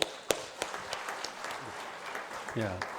Thank you, Dr. Shirali. So probably, all papers were checked by juries, Indian as well as international juries. So it is, we don't know who gets the award, but probably I can make out it was a very rare case report, and in this case, mother could have easily died.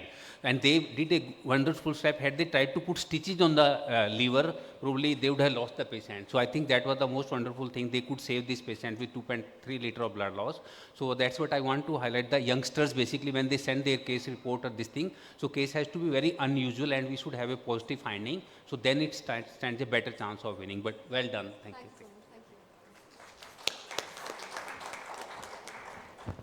Thank you, Dr. Shirali, and many, many congratulations. I now request Dr. Zupi and Mrs. Sushma Paul Barlia to kindly present the award to Dr. Shirali Runwal.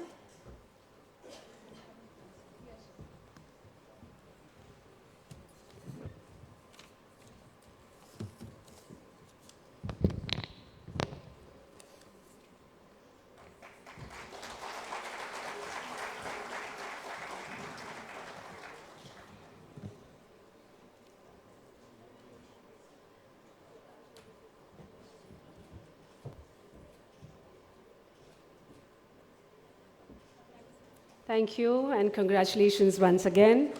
So, ladies and gentlemen, we now come to the presentation of the IOG Awards for the Best Review Article. The award for the Best Review Article goes to Dr. Paridhi Gupta, Assistant Professor, Jamia Hamdard University and HAHC Hospital, New Delhi. She'll be making her brief presentation, and she has reviewed induction of labor, recent updates in an excellent manner. Dr. Paridhi Gupta. And Preeti got recently married, so I think it's a marriage gift from the IOG to you. Thank you, sir. Good afternoon, everyone. I'm Dr. Paridhi. Currently, I'm working as Assistant Professor in Jamia Hamdard University. I completed my residency, senior residency under Dr. Professor J.B. Sharma in AIIMS, New Delhi. And I was very much guided. Under his guidance, I performed many surgeries. And in fact, this review article is under his guidance only. So my article was Induction of Labor, the Recent Updates. It's a topic which is quite overlooked, but it is one of the routine and a very important obstetric procedure performed daily. Induction of labor implies the artificial stimulation of contraction before the spontaneous onset of labor, with or without the rupture of membrane. And it depends upon a multiple of factors like maternal age, the parity, BMI of the patient, and pre-existing medical conditions, and the Bishop score. Now, the various indications that we go for induction, there are maternal and the fetal indication. The common maternal indication is postdatism, gestational hypertension, diabetes, prom, abruption.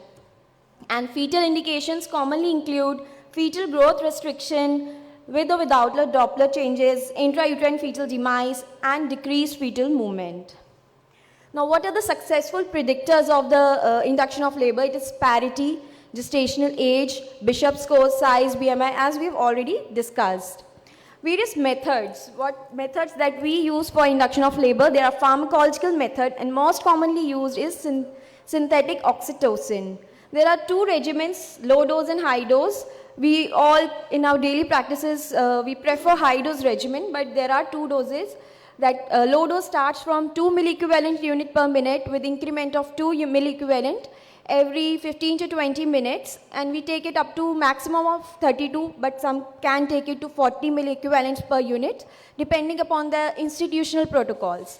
And the high dose, which we all use in our daily practices, is starting from 4 milliequivalent with increment of 4 milliequivalent only.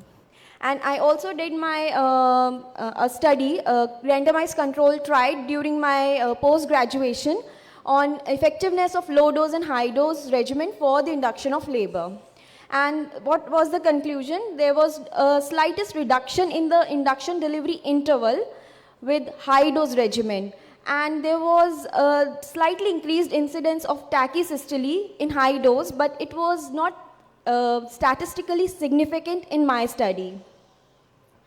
And the other methods are misoprostol, PGE1, ACOG SOGC and WHO do consider misoprostol a safe and effective method, but NICE do not prefer it for induction of labor, and it is only research trial. But we all go for misoprostol in our daily practice, and we have a very good result in it, but it is not yet FDA approved, and in fact, Drug Controller of India do not recommend it for induction of labor. So it is the recommended dosage is 25 milliequivalent every 3 to 6 hours. We can also induce by 50 depending upon different regimens. Figo starts with 25, and then we can increase and we can give it up to maximum dose of 5. Then we have dinoprostol gel, very commonly used, PGE2, prostaglandin PGE2. It releases prostaglandin at a very lower rate. We can use it as a gel. Then we can induce it up to 2 to 3 doses depending upon the institutional protocol. And we all have this pessary and tablet, which is used once and over 24 hours. Then we can go for surgical methods, very commonly used, amniotomy, artificial rupture of membrane. But we should always remember to do a pre and post fetal heart monitoring before inducing any patient and using any artificial method of induction.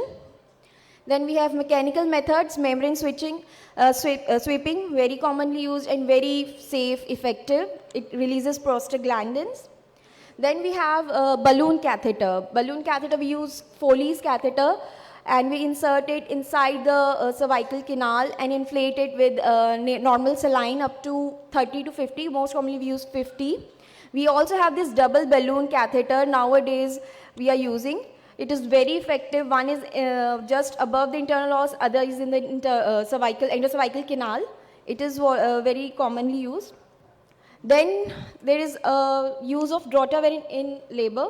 Very commonly used. Drotaverine is highly potent and safely used oral as well as parenteral spasmolytic agent, and is devoid of any anticholinergic side effects like we see in dicyclomine and weltamate. In a meta-analysis conducted by Sir, showed that drotaverine was superior to weltamate in decreasing the first stage of labor, pain duration, and increase in cervical dilatation rate without any adverse side effect on the baby and the mother. Now, various complications: failed induction, need for cesarean section, operative vaginal delivery, maternal infections in case of prolonged induction and rupture of membrane, hyperstimulation and tachysystole commonly seen with misoprostol, postpartum hemorrhage, meconium staining, fetal distress. These are the various complications. Conclusion: induction of labor is the safest alternative when spontaneous labor does not occur in a mother who needs early termination. We have already discussed the indication. We should always understand the indication, risk, benefit of induction, proper method of induction to be employed for specific patients. We have to choose the patients accordingly, and the risk associated with particular method. The need for other method of delivery in case of failed induction should be emphasized, particularly in low case. We can go for dual trial after a rest of 24 hours. And the goal of induction should always be to achieve the best outcome for the mother and the child with least risk. Thank you.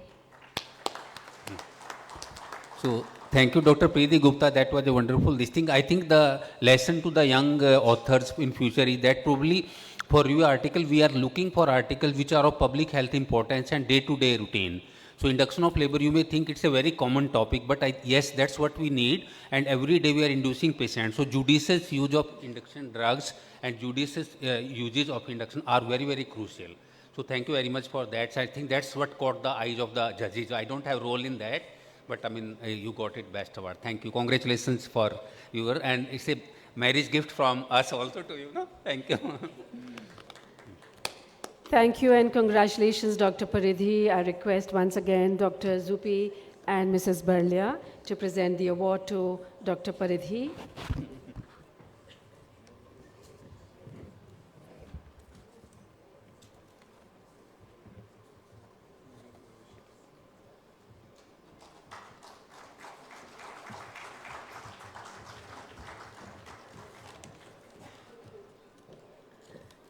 I also request Dr. J.B. Sharma to receive his certificate from Dr. Zupi.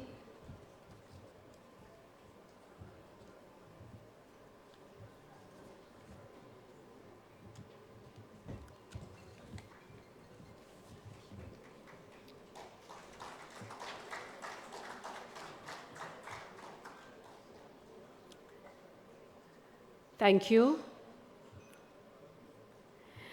And now we come to the presentation of the IOG Award for the Best Original Study. The award for the Best Original Study goes to Dr. Apeejay Stya, Director, Niramay Mother Care Center, Mumbai. We'd like to invite him on stage to make a brief presentation of his original study, Mini Laparotomy Hysterectomy, a modified abdominal hysterectomy with advantages of minimal access surgery. Dr. Apeejay Stya. Good morning, and thank you very much for being awarded for this study of mine. I'm an average small surgeon from a suburb of Mumbai, and this paper is one of the very few papers I must have published in last 30 years. I'm very happy that it has been recognized as an original work. So before I start, the first slide is why mini laparotomy. Now, why mini laparotomy?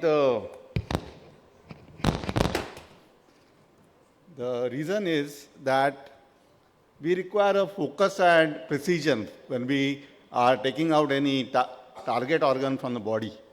This slide shows the young Arjuna when he was under training, and during an archery contest, all the candidates were asked what they can see as a target before they shoot the arrow.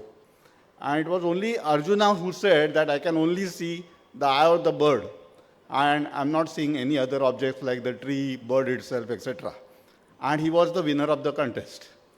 Now, an average surgeon like me lacked the focus and precision of the target, and therefore, then an attempt was made to expose only the target organ, that is the uterus, and to hide the rest.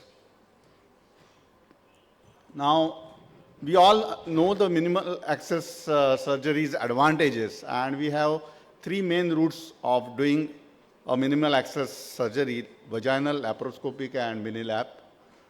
The vaginal route is considered as a best route. It's a natural orifice surgery which has the least complication, but also has some limitations when the size of the uterus is considered, if there are adhesions associated, and the lack of space sometimes can also be a limiting factor. The laparoscopic route is gaining popularity because of its advantages of having less postoperative discomfort, early ambulation, short hospitalization, and leaving cosmetic scars. A review article in Cochrane Library shows that all these advantages are offset by a longer operative time and a higher incidence of urological injuries. Now, even if we don't agree with this, it has a steep learning curve and needs specialized equipment and instruments and trained assistants, as well as experienced anesthesiologists. And all this can increase the cost of the surgery. Mini-lap hysterectomy, on the other hand, it is basically just a modification of the traditional abdominal hysterectomy. It gives all the advantages of the minimal access surgery and avoids the limitations of the other methods. Now, this is a study of 505 cases who all needed hysterectomy for a benign pathology. Malignant pathologies were not included because they should not be attempted by a mini-lap surgery. Investigations were done to confirm the diagnosis and rule out malignancy. Patients having high risk for anesthesia or surgery were excluded from the study. A very good pelvic ultrasonography is mandatory before we take a patient for mini-lap hysterectomy to know the pelvic anatomy, shape and size of uterus, and for mapping of fibroids, if any. All the patients were operated under spinal anesthesia. The steps were basically just a modification of our standard abdominal hysterectomy. We opened the abdomen through a low transverse suprapubic, that is bikini incision, about 5 to 7 centimeters long. The rectus sheath was incised transversely only, a little beyond the ends of the skin incision. The recti muscles were separated in the midline. The peritoneum was incised vertically. After opening the peritoneal cavity, we hook around the uterine cornu to bring the cornu into the incision. Clamp was applied on the cornu to give traction to the uterus as well as to prevent the backflow of blood. Round ligament was next clamp cut and ligated like in a standard technique. The same-sided ovarian or infundibulopelvic ligament was clamp cut ligated. The clamps on the cornu were then replaced by ligature to buy some space so that the other cornu can now be brought into the incision. The steps 5 and 6, that is round ligament clamping and infundibulopelvic ligament clamping, were repeated. Now, after cutting both the round ligaments, the versicouterine fold of peritoneum can be easily cut and the bladder pushed down, which is a very essential step before we continue further. The ascending uterine vessels are next clamped, cut and ligated. Thus, the uterus is devascularized enough to facilitate its debulking. The uterus is delivered out of the abdomen and the remaining steps are like conventional abdominal hysterectomy. After delivering the uterus out, we can go to the main uterines, clamp, cut and ligate them, followed by uterosacrals and vaginal angles. The key steps are a continuous cephalad and contralateral traction on the uterus, the urinary bladder well separated and continuously being retracted down, debulking of the uterus only after the ovarian infundibulopelvic ligaments and ascending uterine vessels are ligated, and clamp and ligate uterine vessels only after the urinary bladder is well separated from cervix and retracted down. Now, these are the photographs of the main steps. We can see that through a small incision and using the standard retractors, a right angle retractor, a C-shaped retractor, we are exposing the round ligament on the left-sided picture and clamping it. On the right-sided picture, we are clamping the adnexe. Once done, we are now elevating the uterus with the help of two, we can either use clamps or LSS or any hooks to elevate the uterus. The next step is, here in this case, we are bisecting the uterus because this patient had a submucous fibroid inside the cavity of the uterus. Now, once we debulk the uterus, in this case, again, we are bisected the uterus and we are removing the myoma from inside the cavity of the uterus. The right-sided picture shows the delivery of the uterus. We can see that the incision only allows the uterus coming out. There is no omentum, no bowels coming out from the side of the specimen. In this picture, we can see that we are clamping the uterine vessels. The right-sided one shows clamping of the vaginal vault. So, in this technique, we found that the surgery was quite easy, though we did it through a small incision, 5 to 7 centimeter only. The results are shown in this slide. The mean age was 47.5 years. Notably, 35% of our patients were overweight, and in overweight patients, we had an advantage because the visceral fat, the omentum and the bowels don't come out when you take a standard big incision. We did the cases for all benign conditions only, 80% were leiomyomas. The surgery becomes easier because we do myomectomies after clamping the ascending uterine arteries. We take out the fibroids and debulk the uterus. 20% cases were adenomyomas. The concomitant pathologies were seen in 54 cases having ovarian cyst, 5 had endometriosis or pelvic adhesions. 20% of the patients had a cesarean in past, 11% patients had undergone 2 cesareans in past, and 3 patients had undergone myomectomies in the past. Now, out of the 505 patients, 227 patients needed incision of 5 to 6 centimeter long, 273 needed 6 to 7 centimeter long incision, and in 5 cases, we needed to increase the incision beyond 7 centimeters.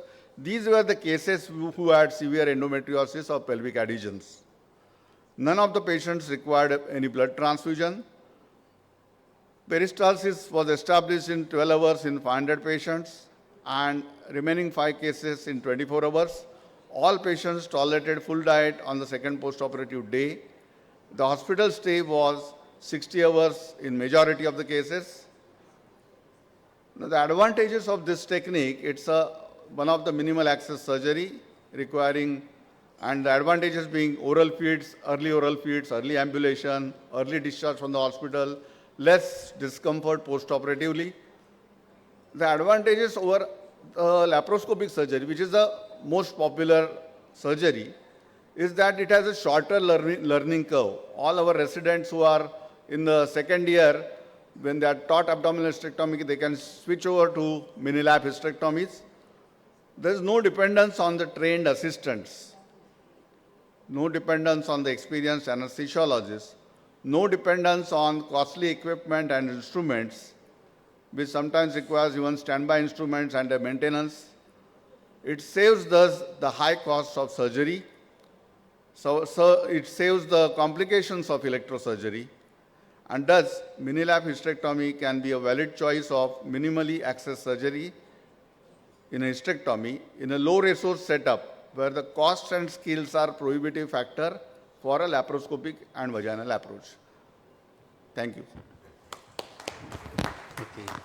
So thank you, Dr. Abhijit, for winning the award.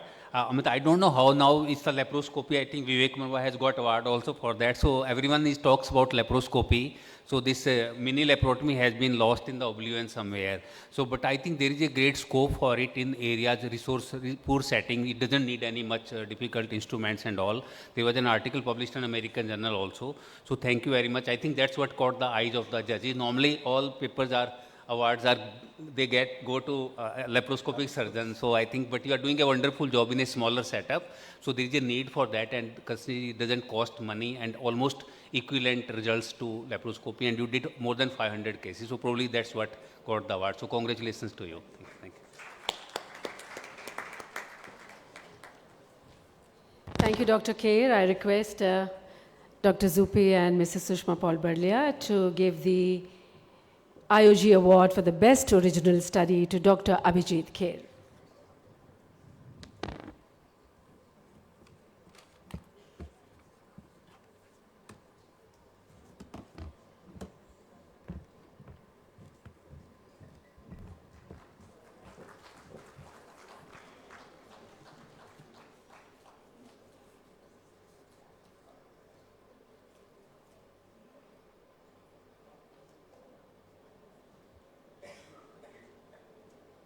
Well, congratulations once again.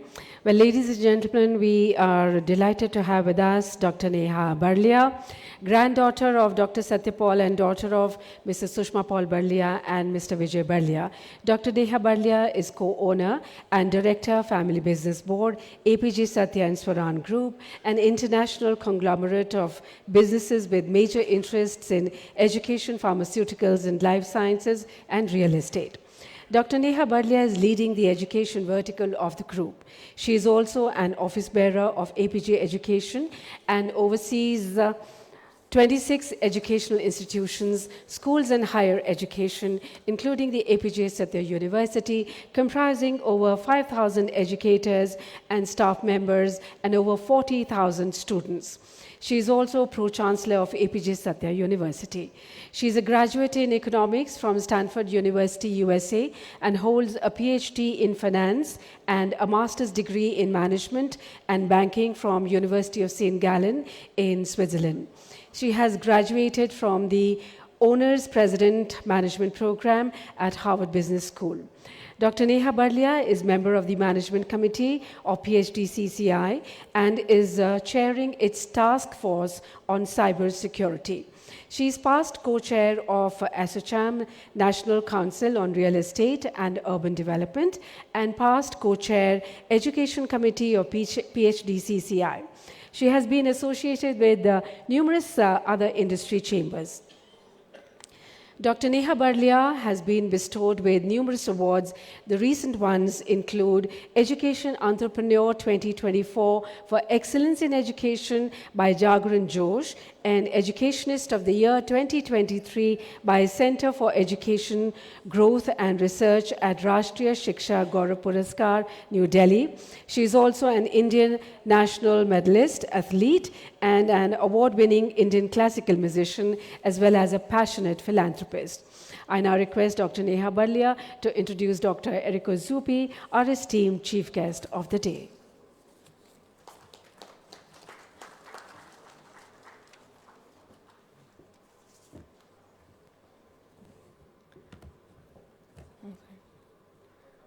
I was thinking today when, we've been coming here for the last, almost every year, and, I took the flight yesterday and I was wondering, I'm so excited to come here, and I thought it's because I get to see my family. We barely see each other because, after marriage, and we all travel around. So my two brothers, my mother, and it's a nice kind of moment for all of us where we all get together and, we celebrate sort of together this wonderful function. But what I realized yesterday was I met so many doctors, and I don't see them as doctors, I see them as a part of our family. And we see them every year, and even so many new faces, but even across the years. And I just felt such a wonderful feeling that we host this function, that it's kind of like a family event for us, more than even a really an IOG function, I feel. And that's what I realized that it has become. Today's topic, ultrasound, I think is very relevant, and I myself just went through a pregnancy. I delivered my child in December, my second baby, and I got married late, so it's only now I realize how, these research and studies, I never even realized while I was coming here every year that how prevalent these things are. And when me and my husband, we went through it ourselves in low AMH and still managed, natural delivery. And somehow I think it was God's grace we managed that, but the relevance today, it's outstanding, and I realize it's so important for women and such a psychological sort of burden one goes through. So we're very happy to host these conferences and doing this kind of work. So as ultrasound is a key tool for obstetrics and gynecology, and over time, ultrasound technology has improved from basic static images to advanced 3D and 4D imaging. Doppler ultrasound and AI integration. Continuous advancements are enhancing diagnostic accuracy at an impressive pace. To shed more light, we are delighted to have Dr. Errico Zupi, Professor of Obstetrics and Gynaecology at the University of Siena, Italy, to deliver the Oration lecture on maximizing ultrasound utility across obstetrics and gynecology. Professor Errico Zupi is an expert in imaging in the field of obstetrics and gynecology, with extensive experience in academic and clinical leadership positions. His academic journey began with his medical school in Rome, La Sapienza University in 1982, followed by residences in Gynae in 1986 and in oncology in 1991. He has been an assistant professor at the University of Rome, Tor Vergata, from 1988 to 2005, and a research fellow at the University of Connecticut in 1992. He has also been a visiting professor at the University of Strasbourg, France, from 2006 to 2011. Professor Zupi has been highly involved in surgical activities, being the first surgeon in over 4,000 surgical procedures, with 65% of major surgery performed through laparoscopy and 25% by laparoscopy or vaginal route. He has also been actively involved in the delivery room for 17 years and has held several leadership roles, including as Chief of Department of Gynecology and Obstetrics at the University of Siena and Director of multiple specialized units and programs in gynecology and obstetrics. He is the former editor-in-chief of the Journal of Endometriosis and Pelvic Pain Disorders and former advisor to the American Association of Gynaecologic Laparoscopists. He has authored over 200 publications in international peer-reviewed journals, edited 2 books, and contributed to multiple book chapters. In addition, Professor Zupi has been recognized with numerous awards for the best scientific papers in international congresses. He is a member of the European Society of Gynecological Endoscopy, the American Association of Gynecological Laparoscopists, and the American Society of Reproductive Medicine. He also serves as an ad hoc reviewer for prestigious journals such as Fertility and Sterility and the American Journal of Obstetrics and Gynecology, and as an editor of the Journal of Minimally Invasive Surgery in Gynecology. He served as the president of Società Italiana di Endoscopia Gynaecologica, and the Gruppo Romano di Endoscopia Gynaecologica. May I now request Dr. Errico Zupi to come to the podium to deliver his oration lecture on the much-awaited topic, maximizing ultrasound utility across obstetrics and gynecology. Thank you.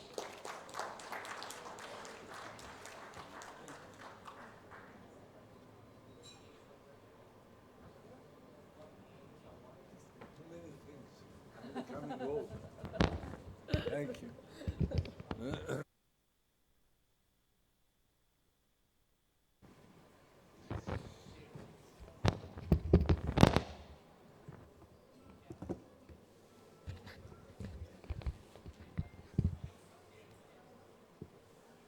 Good morning, and thank you for being here. Probably we'll start. I don't want to add any words after the presentation of Dr. Satya. I want to say that I was impressed from his CV because I'm so sorry not meeting him. I believe that he was a real visionary man, a real, I don't know, a miracle. I can imagine so also because in these few days I met his family. Madam Shuma? No? Sushma. It's not so easy for me. I'm so sorry. Sorry. And nephew, grandnephew, fantastic family. Look at them. Are fantastic, both of them. And a clear harmony following what Dr. Satya explained clearly through himself to this excellent family.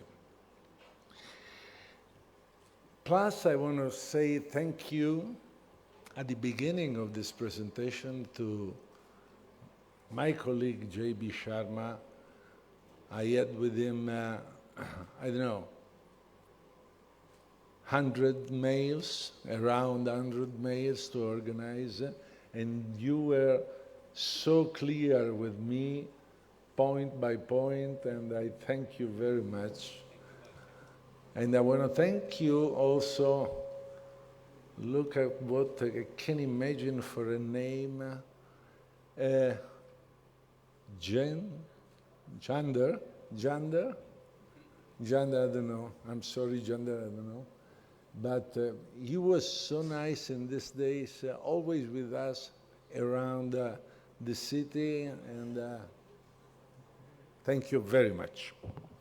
So, going inside, maximizing ultrasound utility across obstetrics and gynecology.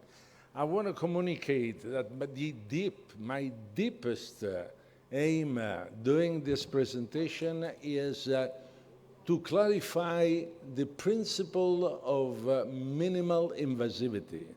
In my opinion, after so many years, she presented very well all the tiles, and my goal was always to reduce the invasivity, but not only because of small holes or laparoscopy or hysteroscopy, and I will explain why I am underlining that, because in my opinion, the first step is to do a very, very deep diagnosis. Absolutely, we have to go to our decision in terms of surgery or not surgery, in terms of medical treatment or not medical treatment during pregnancy, knowing step by step what happens. This is the real minimal approach, not a question of holes, not a question of permanent stay. Listen, I am a surgeon. and I started at the end of 80s and all the 90s to improve my knowledge in hysteroscopy, laparoscopy, and so on, going back, as the colleague said before also, in a different way, approving the minimal invasive surgery after a right diagnosis through mini laparotomic approach. This is more than true. It's not a news, but it's more than true. But everything is related to the diagnosis. You have to think about that. No, we don't have to go directly to the operating room, not knowing in details what happens, because our goal is not to save anyone, but it's the quality of life of women. And this is determined by a correct item in diagnosis. We will see, and starting with the obstetrical part of this presentation, I have to tell you that another good thing is to develop different technologies, always for arriving to the best quality of life of women. And everything started in a familiar year, 1958. I was born this year, but there is no relationship with this kind of evolution. With this paper published by Ian Donald, it was a Scottish scientist, and you will see in this group of pictures how many differences we have right now respect the past. And this is important. Up you see what was so many years ago. Come on, not too many, so many. And down you see the same pictures in a different technology and technological evolution. It's very important also this, and the stimulation of companies in developing this kind of evolution, and we will see in the future more and more steps in this is very, very important, because we obtained, and you will see, different appearance and different possibility to anticipate many diagnoses in obstetrician and also in gynecology. You see which are the focus: viability, confirmation of intrauterine pregnancy, uterine integrity, confirmation singleton pregnancy, fetal biometry, assessment of fetal anomaly, and nuchal translucence and thickness, and assessing risk for common forms of an aneuploidy. This is not bad, because this is a program that we will propose to our patients in order to obtain the best results and an anticipation in terms of weeks in detecting eventual pathologies. Look at this picture and the quality of the results going back to the evolution of technology, but going back to the initial point about the importance of the anticipation of a diagnosis. In fact, in obstetrician, one of the goals is to reduce the number of weeks when we are able to give an answer to the patient in order to prevent, first, the information to the women, that is important. Second, in many cases, an intervention immediately after the pregnancy and sometimes also during the pregnancy, because we can avoid many things, obtaining a very quick diagnosis, thanking our attention and the related technologies.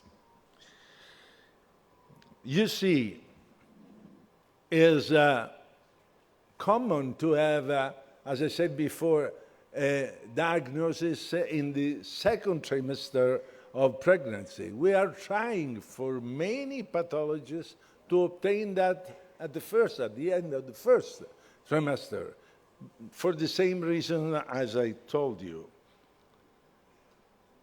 And you can see several pictures describing all you probably already knows, but again, our goal is to anticipate this vision and to understand what happens if we are able to anticipate that and to do something or to inform the patient. That is important too. Also, in deciding the worst choice, it's up to her, but we have to give to her more information. And these are in details. In the left picture, you see the mid-sagittal view, the posterior approach of the cranial posterior fossa and aqueductus sylvius of the fetal brain, or the mid-sagittal view of the fetal brain. But I will continue with that to see also all the vascular potential diseases that we have to know and we have to inform our patient.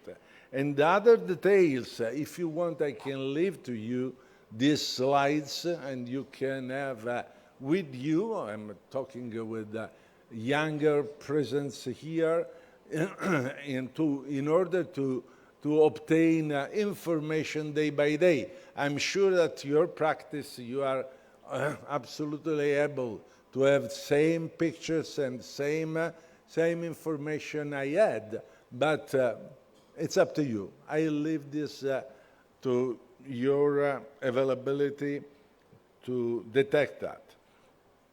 You see the sagittal view demonstrating the length of the fetal spine from the neck to the sacrum, and you see also the coronal view of fetal thorax and abdomen. These are all details that we can understand basically, and in case of pathologies. You see also the thorax as well as the three vessels and trachea view with a V-shaped configuration of the isthmus pointing left to the trachea. And then the hypoplastic left heart syndrome, very well described, and possible to be detected with a good evaluation by sonography. The common atrial, this is wrong, atrial trunk type 1, you see how clear is the images in a right detection, but also with a very good machine. Abnormal positioning of the great vessels aid to see if there is or not, is probably not, an evolution of the pathology detected as soon as possible. The detransposition of great arteries. And this selection represents the few most typical anomalies whose diagnosis in the first trimester may have relevance for the further course of the pregnancy. That's the reason why I want to insist again, before we do, better is for our patient. And so other images to detect and 2D and 3D views of the primary and secondary palate, and also the identification in the first trimester, this kind of potential anomaly, where you can do something, even if you have to wait for the end of pregnancy. Other amniotic band syndrome, normal amniotic membranes, you can see, and also acranial fetuses in the first trimester, that is important to detect, as well as the different phases associated with the holoprosencephaly from 6 different cases in the first trimester. It's not so nice to see this picture, but it's better to know that doesn't know anything to give an information to the mother. Twins at 12 weeks of gestation, dichorionic twins and monochorionic diamniotic twin, as well as the thoracic myelomeningocele at 12 weeks of gestation. You see the clearest picture on your left side and also on the right side. These are a list of the routine mid-trimester fetal ultrasound scan related to the cardiac activity, the basic fetal anatomy, the gestational age, the fetal size, placental appearance and location, amniotic fluid volume, all information useful for our patient. And the coronal views of fetal head is important to understand all details very well described by an ultrasonographic scan, as well as the sagittal planes of the fetal head and the transcerebellar view of the fetal head, progressive development of calcarine sulci and seen in this picture, as well as the intracranial signs of spina bifida, and you see the transverse section of the cephalic pole showing the posterior fossa of a normal fetus at 21 weeks, a 20-week fetus with lumbosacral spina bifida, ventriculomegaly, and concave frontal bone shaping the skull in a particular manner, and then, name it the lemon sign, and then the banana sign in the last, on the right side image. A spina bifida, well described in 3D and 4D ultrasound scan, and then the fetal cardiac imaging that you can see, the 4-chamber view, the normality, left ventricular outflow tract view, the right ventricular outflow tract view, and the 3-vessel and trachea view.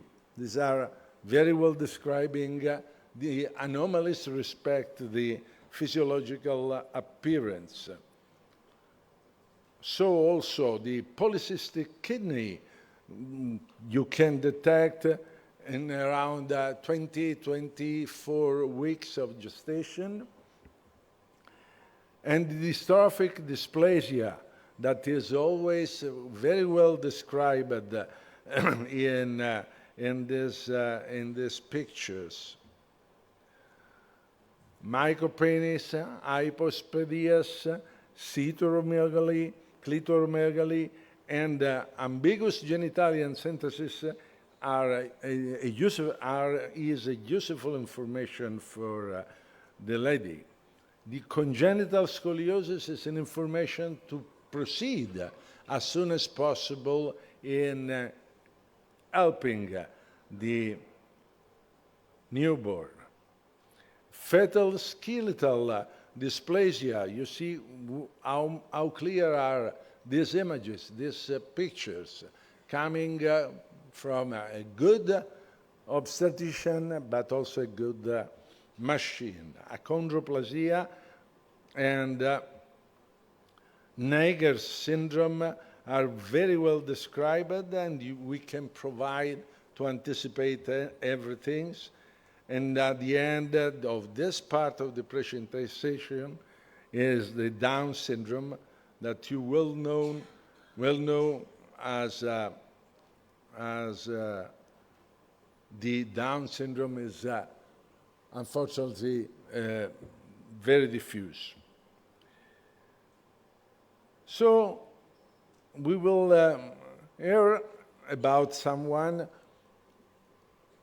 about artificial intelligence. And we believe that also in this field, I mean, ultrasound scan for both obstetrics and gynecology, artificial intelligence will reduce the number of wrong diagnoses, and I believe will help us. I don't think that we can remove the operator even if we obtain from artificial intelligence a lot of right suggestion, because the interpretation coming from the operator, but also the relationship between the machine, the operator, and the patient is and will be fundamental. The interactivity of the operator and the patient in this kind of field is fundamental, because part, and you will see, talking about gynecology, part of the diagnosis is obtained through the interaction between operator and the patient. And this is the advances in the gynecological part, and I don't want to lose time for you, which is the role of ultrasound in gynecology. The routine examination, a potential emergency, a second opinion, and we will go. The endometrium evaluation is fundamental. You know endometrium is inside the uterus. I know I'm talking with you. And all the informations are very important in order to detect if is useful, related to the symptoms referred by the patient, and medical therapy to avoid or to reduce the number of surgical approach, or if the surgical approach has to be mandatory. Many papers have been published in order to summarize and to have a right scheme about the different appearance of vessels, of deepest or not deepest endometrial signs, and is important to control, to have a definition in which we always can recognize what we are seeing through the ultrasound. The sonohysterography is an evolution of you remember the hysterosalpingography, the radiological approach. Now we can do the same and better, the sonohysterography, putting inside some fluid and detecting inside what happens inside the endometrium without discomfort with the patient in ambulatory setting, and in a few minutes we will have an answer to go after that to remove what we saw or we have seen, or to postpone the biopsy, or to go with an hysteroscope and to do a targeted biopsy in order to define the eventual presence of pathology. This is the color score evaluation that is important because some bad pathologies are a different scoring and color scoring of vessels inside. You see how you can determine. And you see also some common pathologies, benign pathologies, in the vast majority, not always, that are endometrial polyps. And before you decide if this images are related to a patient with symptoms, the next step will be a targeted hysteroscopy and removal of the polyps to have obviously an histological answer, as well as not being a polyp, just a deep endometrium has to be diagnosed by histology. All patients in treatment because of breast pathologies with tamoxifen, you can detect by ultrasound some variation, and you can answer the patient because you know the history of the patient, and you can also give a suggestion in terms of do a biopsy or not. Endometrial cancer is less better. Is a pathology in Europe and in my country is the highest rate of women gynecological cancers. Is a very, very bad situation because, and this is, you have to consider that going back to the start of my presentation. Also this is a success because if we know and we anticipate the diagnosis of endometrial cancer doing a very, very targeted colloquium with the patient, and after that starting from ultrasound scan and going to a biopsy, you anticipate the diagnosis, and we have excellent results in terms of resolution after 5 years, resolution of the incidence of this kind of pathology, and also considering the mortality rate. This is the power Doppler related to an endometrial cancer, as well as these pictures are describing also the three-dimensional appearance of the vessels.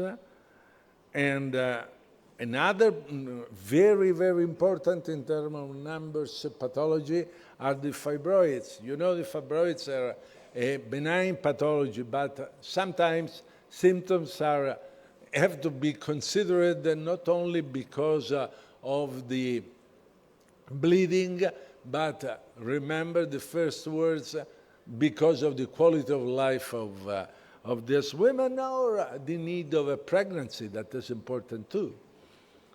Number, size, location, and vascularization. This is the FIGO classification, sub-classification of the leiomyoma, and you see on your left the different numbers that is easier to detect, to classify number 3, number 4, because you inform in more details not only the patient but also the colleagues in terms of evaluation at the end, what we have to do in this case. And you see the different images related to the different localization of the myomas. Figure 0 means inside the uterus, and the solution is an hysteroscopic removal of that. Figure 3, you see, figure 1. I don't want to describe singularly, but just to express how important is the ultrasound scan and definition also this kind of pathology.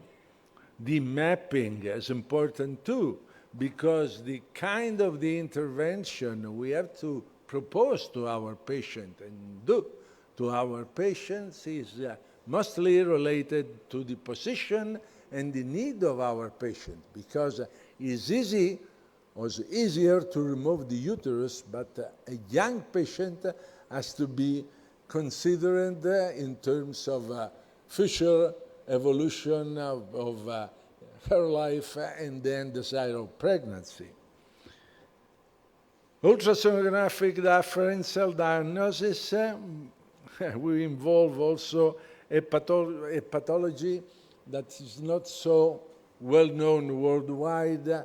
I'm talking about adenomyosis, that is an appearance, a different appearance of endometriosis, and believe me, I want to find this adenomyosis, okay, and we had also this MUSA, that is another classification, an assessment more than a classification, to detect adenomyosis and to consider adenomyosis in causes of infertility, abnormal uterine bleeding, pain, and why not postpartum hemorrhage. With this, we defined one of the causes yesterday during our meeting.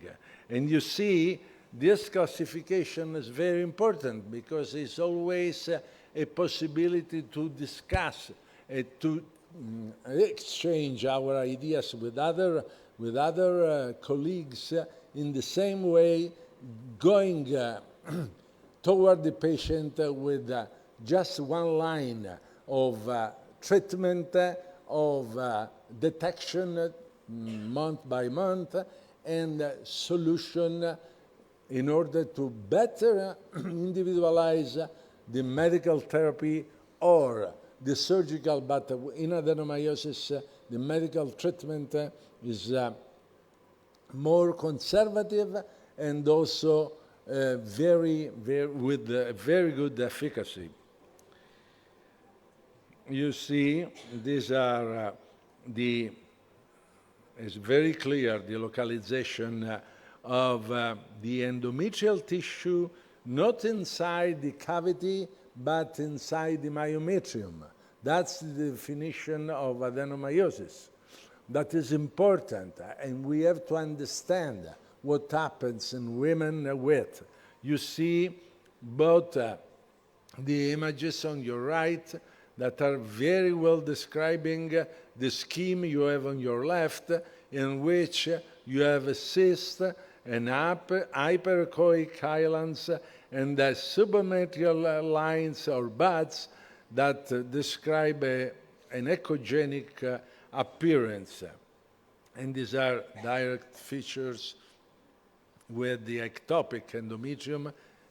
Endometrial tissue or endometrium is the same outside the normal localization. Again, other appearances echographically detected. You see the fan-shaped shadowing in the movie up on your right side is, for me, but I'm sure also for you, is clear that in images like this is a document in favor of a diagnosis of adenomyosis.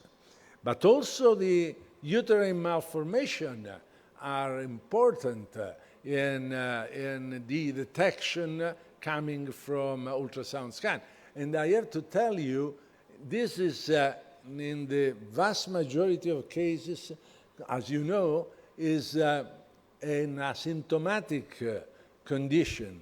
So patient will ask you why I don't become pregnant, how is my pregnancy, and you can find this kind of images by ultrasound scan, and you can inform again your patient, and you can suggest a eventual right surgical approach. In this case, there are no medical therapies to remove this kind of malformation, but I have to tell you that doing a good surgical treatment by hysteroscopy or by laparoscopy, it depends on the uterine malformation, you can obtain whatever the patient needs. Overall, the possibility to become pregnant and to have a very good pregnancy with a good delivery time. These are several almost recent papers. These are, we go with toward the end. IOTA is another classification related to the ovaries, because the ovaries have to be considered with attention, because is one of our enemy, is the most silent pathology, especially when the pathology is a very bad one, like the ovarian cancer. But we have to detect always during our consult with the patient what happens to her ovaries. And you see other papers that documented the appearance of different pathologies, or also different physiological situation in which you have an high sensitivity and high specificity in defining a benign condition. Also, these are the benign description of the adnex, and following this IOTA is always easier to communicate to patient and colleagues. This is a mucinous borderline tumor that you see and you can detect, and you see the appearance of the mucinous part, but also the different location in the back. You probably already have seen, so you can see with the multi-appearance of different cysts.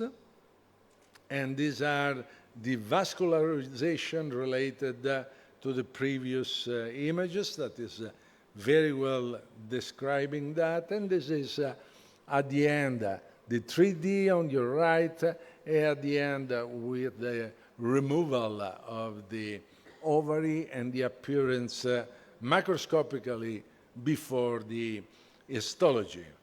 At the end of this presentation, the cancer of the ovary, the worst, and the female part of oncology, the worst, because without any announcement, you can find not having an annual detection and evaluation of the patient. You can lose the patient because of this very, very bad and not so well considered in terms of the necessity. We have to see all women, with or without symptoms, at least annually, especially if there is a familiarity with some of oncologic pathologies. Another, deep endometriosis is one of the benign pathology, very, very symptomatic and very, very not very well known, but we have to consider that because it's very important in the evaluation of the possibility to reduce pain and infertility. In conclusion, what we said at the beginning, the technological developments are, for us, and overall for women necessary, and are very, very well considered, and we wait for others. And don't forget that ultrasound-guided procedure is now essential component of fetal therapy, IVF treatment, and overall all the detailed gynecological pathologies.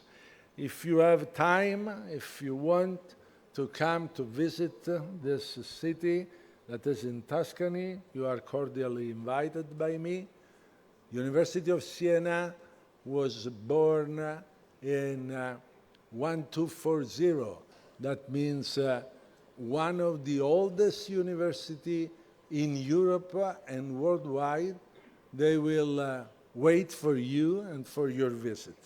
Thank you very much.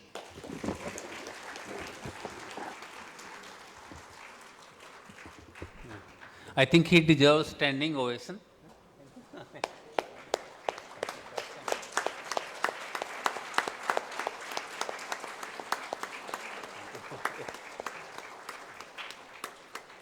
Thank you.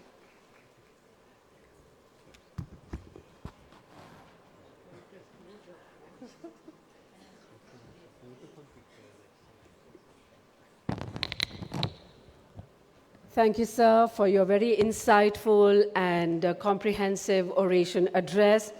It was indeed a very enriching experience for all of us here. I now request Madam Sushma Paul Barlia to present a shawl and a memento and a book to Dr. Zupi.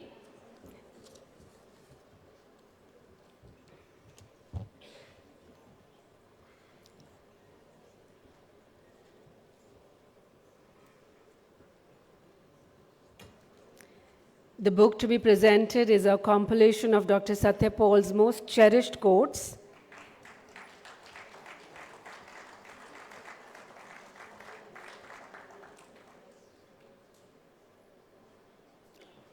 A shawl, a memento, and the book called Reflections in Time.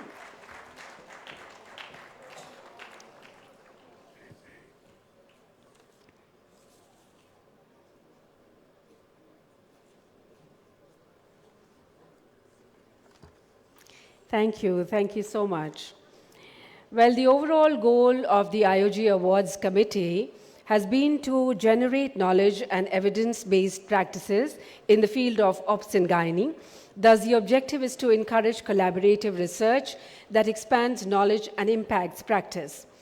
In 2017, 6 new awards were instituted to reflect the heterogeneity with cross-divisional and institutional representation. For these new awards, an independent esteemed jury was constituted for selecting the awardees. The significant accomplishments in the obs and gynae field have been extensive, and recognizing the abundance of commendable work, we have expanded the awards from 6 to 9 since last year. We are sure that these awards will inspire the younger generation of doctors to strive for excellence in their work. So let's begin with these awards. The Emerging Star in Obs and Gynaecology Award is presented to a rising talent in the field who has displayed exceptional promise, outstanding contributions, and notable achievements, demonstrating the potential to become future luminaries in the field. And the award goes to Dr. Supriya Hajela. I request Dr. Zupi, Madam Barlia, and Dr. Sharma to kindly present the IOG Awards. Dr. Supriya Hajela is the Director and IVF Coordinator of ART and Reproductive Center at Hajela Hospital, Bhopal.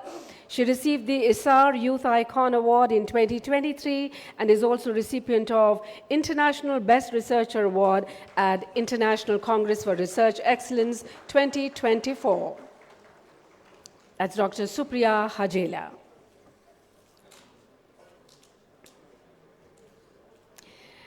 And now we have the Excellence in High Risk Pregnancy Management Award, which goes to Dr. Harsha Kullar For her outstanding work and contribution in the management of high-risk pregnancy, Dr. Kullar is a senior consultant at Sir Gangaram Hospital, Delhi, a recipient of APJ Abdul Kalam Excellence Award by DGF in 2023. She is an expert with over 36 years of experience in her field. A big round of applause for Dr. Kullar.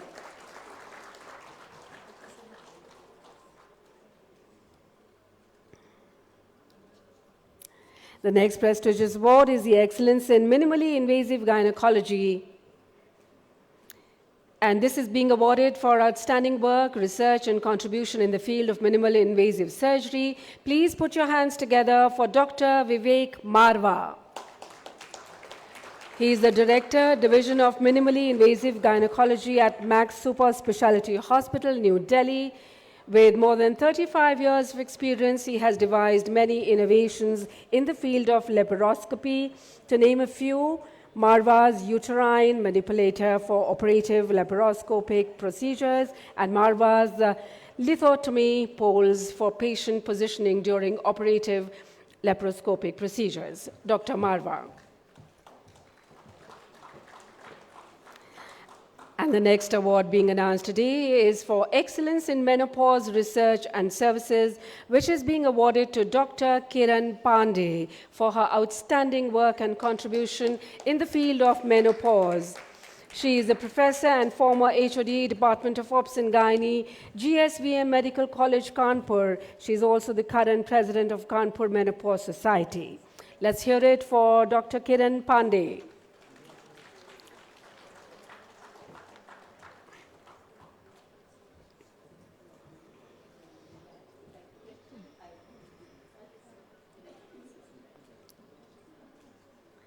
And the next award is for Excellence in Urogynecology, which is being awarded to Dr. N. Rajamaheshwari for her outstanding work and contribution in this field. She is the head and department of Urogynecology, Chennai Urology and Robotic Institute, Tamil Nadu. She established the urogynecology, especially in India, and rendered 3 decades of exemplary service to underprivileged women since 1987 through the government Kasturba Gandhi Hospital in Chennai. Dr. Raja Maheshwari, let's hear it for her.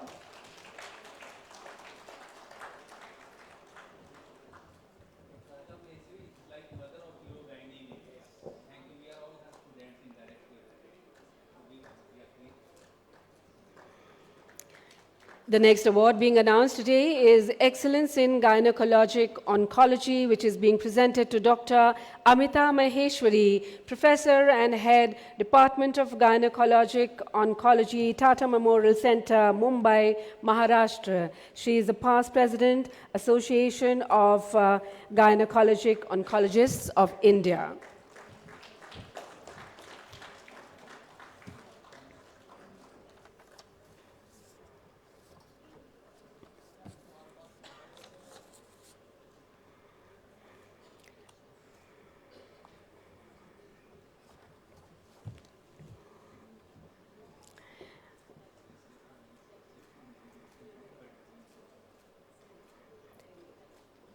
Well, our next award is the Lifetime Achievement Award that has been instituted for recognizing an eminent personality who has demonstrated more than 30 years of service in the field of obs and gynae, held positions of leadership such as editorial board member, chair of scientific organization at national and international levels, contributed to Indian government policies, national and international academic and other public forums, has to his or her credit robust clinical research and publications, and has mentored hundreds of students. This year, we are recognizing the contributions of 2 outstanding individuals. I call upon Dr. Rishima Dhillon Pai for her outstanding contribution to the field of obs and gynae. She has a strong determination and passion to offer patients healthier living options. Her impressive knowledge and updation with advancements makes her a strong icon in the field.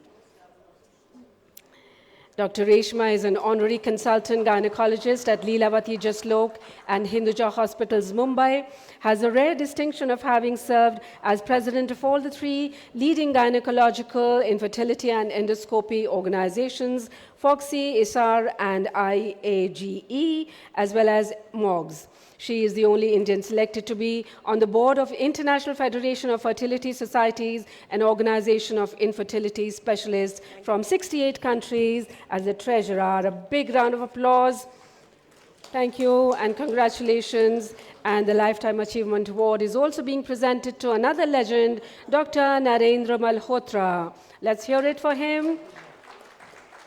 He is the Managing Director, Global Rainbow Healthcare and Director, ART Rainbow IVF, a recipient of many prestigious awards. He has been honored with Health Icon Award 2024 and the ISAR Lifetime Achievement Award 2023 with special interest and expertise in laparoscopy, hysteroscopy, genetics and regenerative medicine. He has over 66 books to his credit and has presented 62 orations, is member and fellow of many national and international organizations. Let's hear it one last time for Dr. Narendra Malhotra.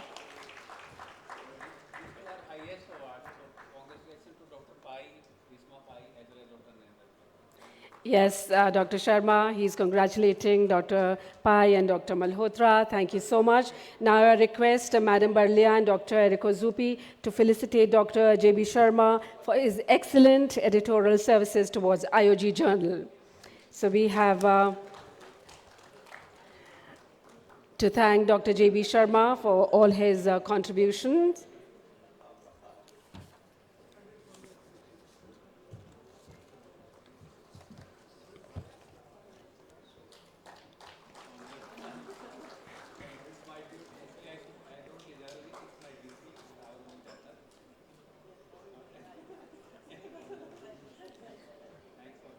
Thank you so much. Thank you. Kindly be seated.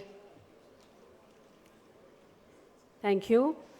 Well, Dr. Aditya Barlia is son of Mrs. Sushma Paul Barlia and Mr. Vijay Barlia and grandson of Dr. Satya Paul. Aditya Paul Barlia is co-owner and director, Family Business Board, Apeejay Stya Group, an international conglomerate of businesses with major interests in education, pharmaceuticals, and life sciences and real estate. He's leading the AI vertical and innovations and is an acclaimed artificial intelligence expert who is sought after by business leaders worldwide. He is on a mission to democratize AI education and empower people through Vijal Institute, wherein 1 million people are being trained on AI. He is an office bearer of Apeejay Education, also serves as the Pro-Chancellor of Apeejay Stya University, a graduate of the Stanford University, and an MBA from Harvard Business School. He has to his credit several innovative industrial and educational initiatives, including key operational roles in strategic projects of the group. Presently, he is the chairman, Indo-Gulf Committee, PhD Chamber of Commerce and Industry, and convener, CII Delhi Education Committee. Numerous awards have been bestowed on him, including Influential Personality in Artificial Intelligence 2023 at Education Icon Awards 2023 by 91.1 FM Radio City and Young Educationist of India 2022 at Emerging Haryana Conclave by Z Delhi NCR.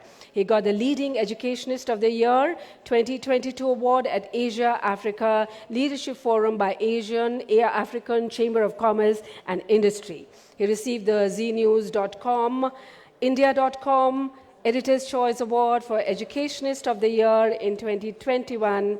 And let's request him for his vote of thanks now. Thank you. Thank you.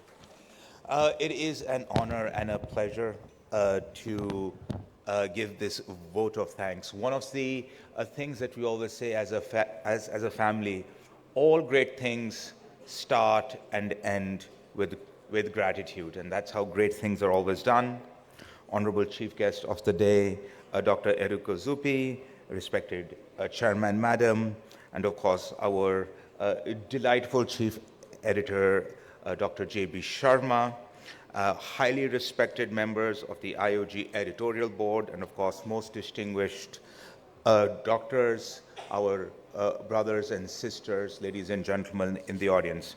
I, on behalf of the Apeejay Stya and Swaran Group, the IOG Journal, and the Walter Bushnell Healthcare Foundation, would like to extend a heartfelt vote of thanks to all of you for gracing today's event with your presence and making it a grand success. I know many of you have come from very far distances from all across the world.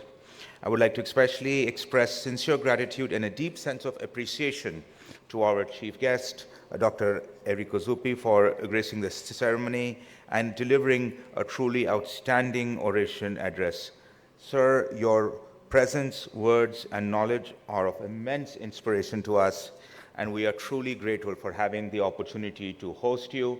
I am always delighted and humbled by the extraordinary work you have done throughout your life, and I think even today I learned so much, and I look forward to many more of these, hopefully, in the near future.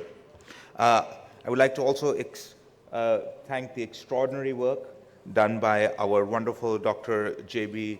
Sharma. All of you know how tireless he has worked over an entire lifetime for the benefit of India and the entire gynecology and obstetrics profession. I would also like to thank all the members of our editorial board for their tireless work in making sure we continue to have an extraordinary high quality of clinical and academic journal. Once again, deep congratulations to all the awardees and presenters, and thank you for all of them sharing their insights and for those who shared their incredible clinical presentations and experience. Of course, I am also grateful for all our dignitaries and guests from the apart from, of course, our wonderful Apeejay family, but from everywhere else who came across the country and from abroad, and of course, all of our well-wishers who are also here present with us. And last but not the least, a big thank you to all the members of the Apeejay Stya family for the incredible effort, support, and coordination, especially our wonderful students, who I think please deserve a great applause for all the excellent work they have been doing throughout the day in making this possible. Thank you, everybody, and please have a wonderful rest of the afternoon.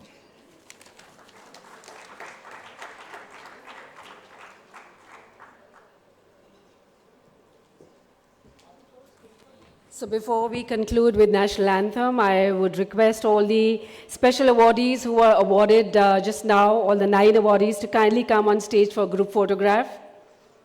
Please come. All these special awardees, starting with Supriya Hajela, Dr. Kullar, Kiran Pandeji, Rajamaheshwari ji, all the doctors who got these special awards.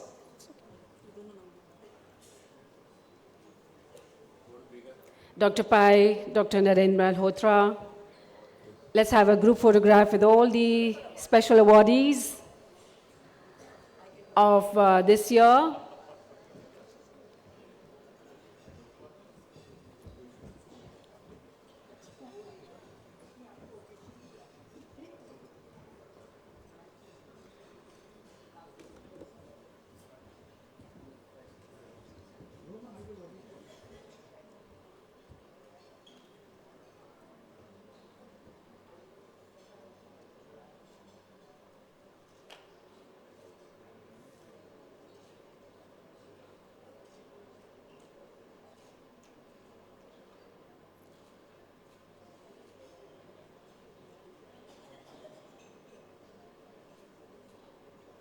Thank you, and once again, many, many congratulations to everyone. Ladies and gentlemen, please rise for the national anthem now.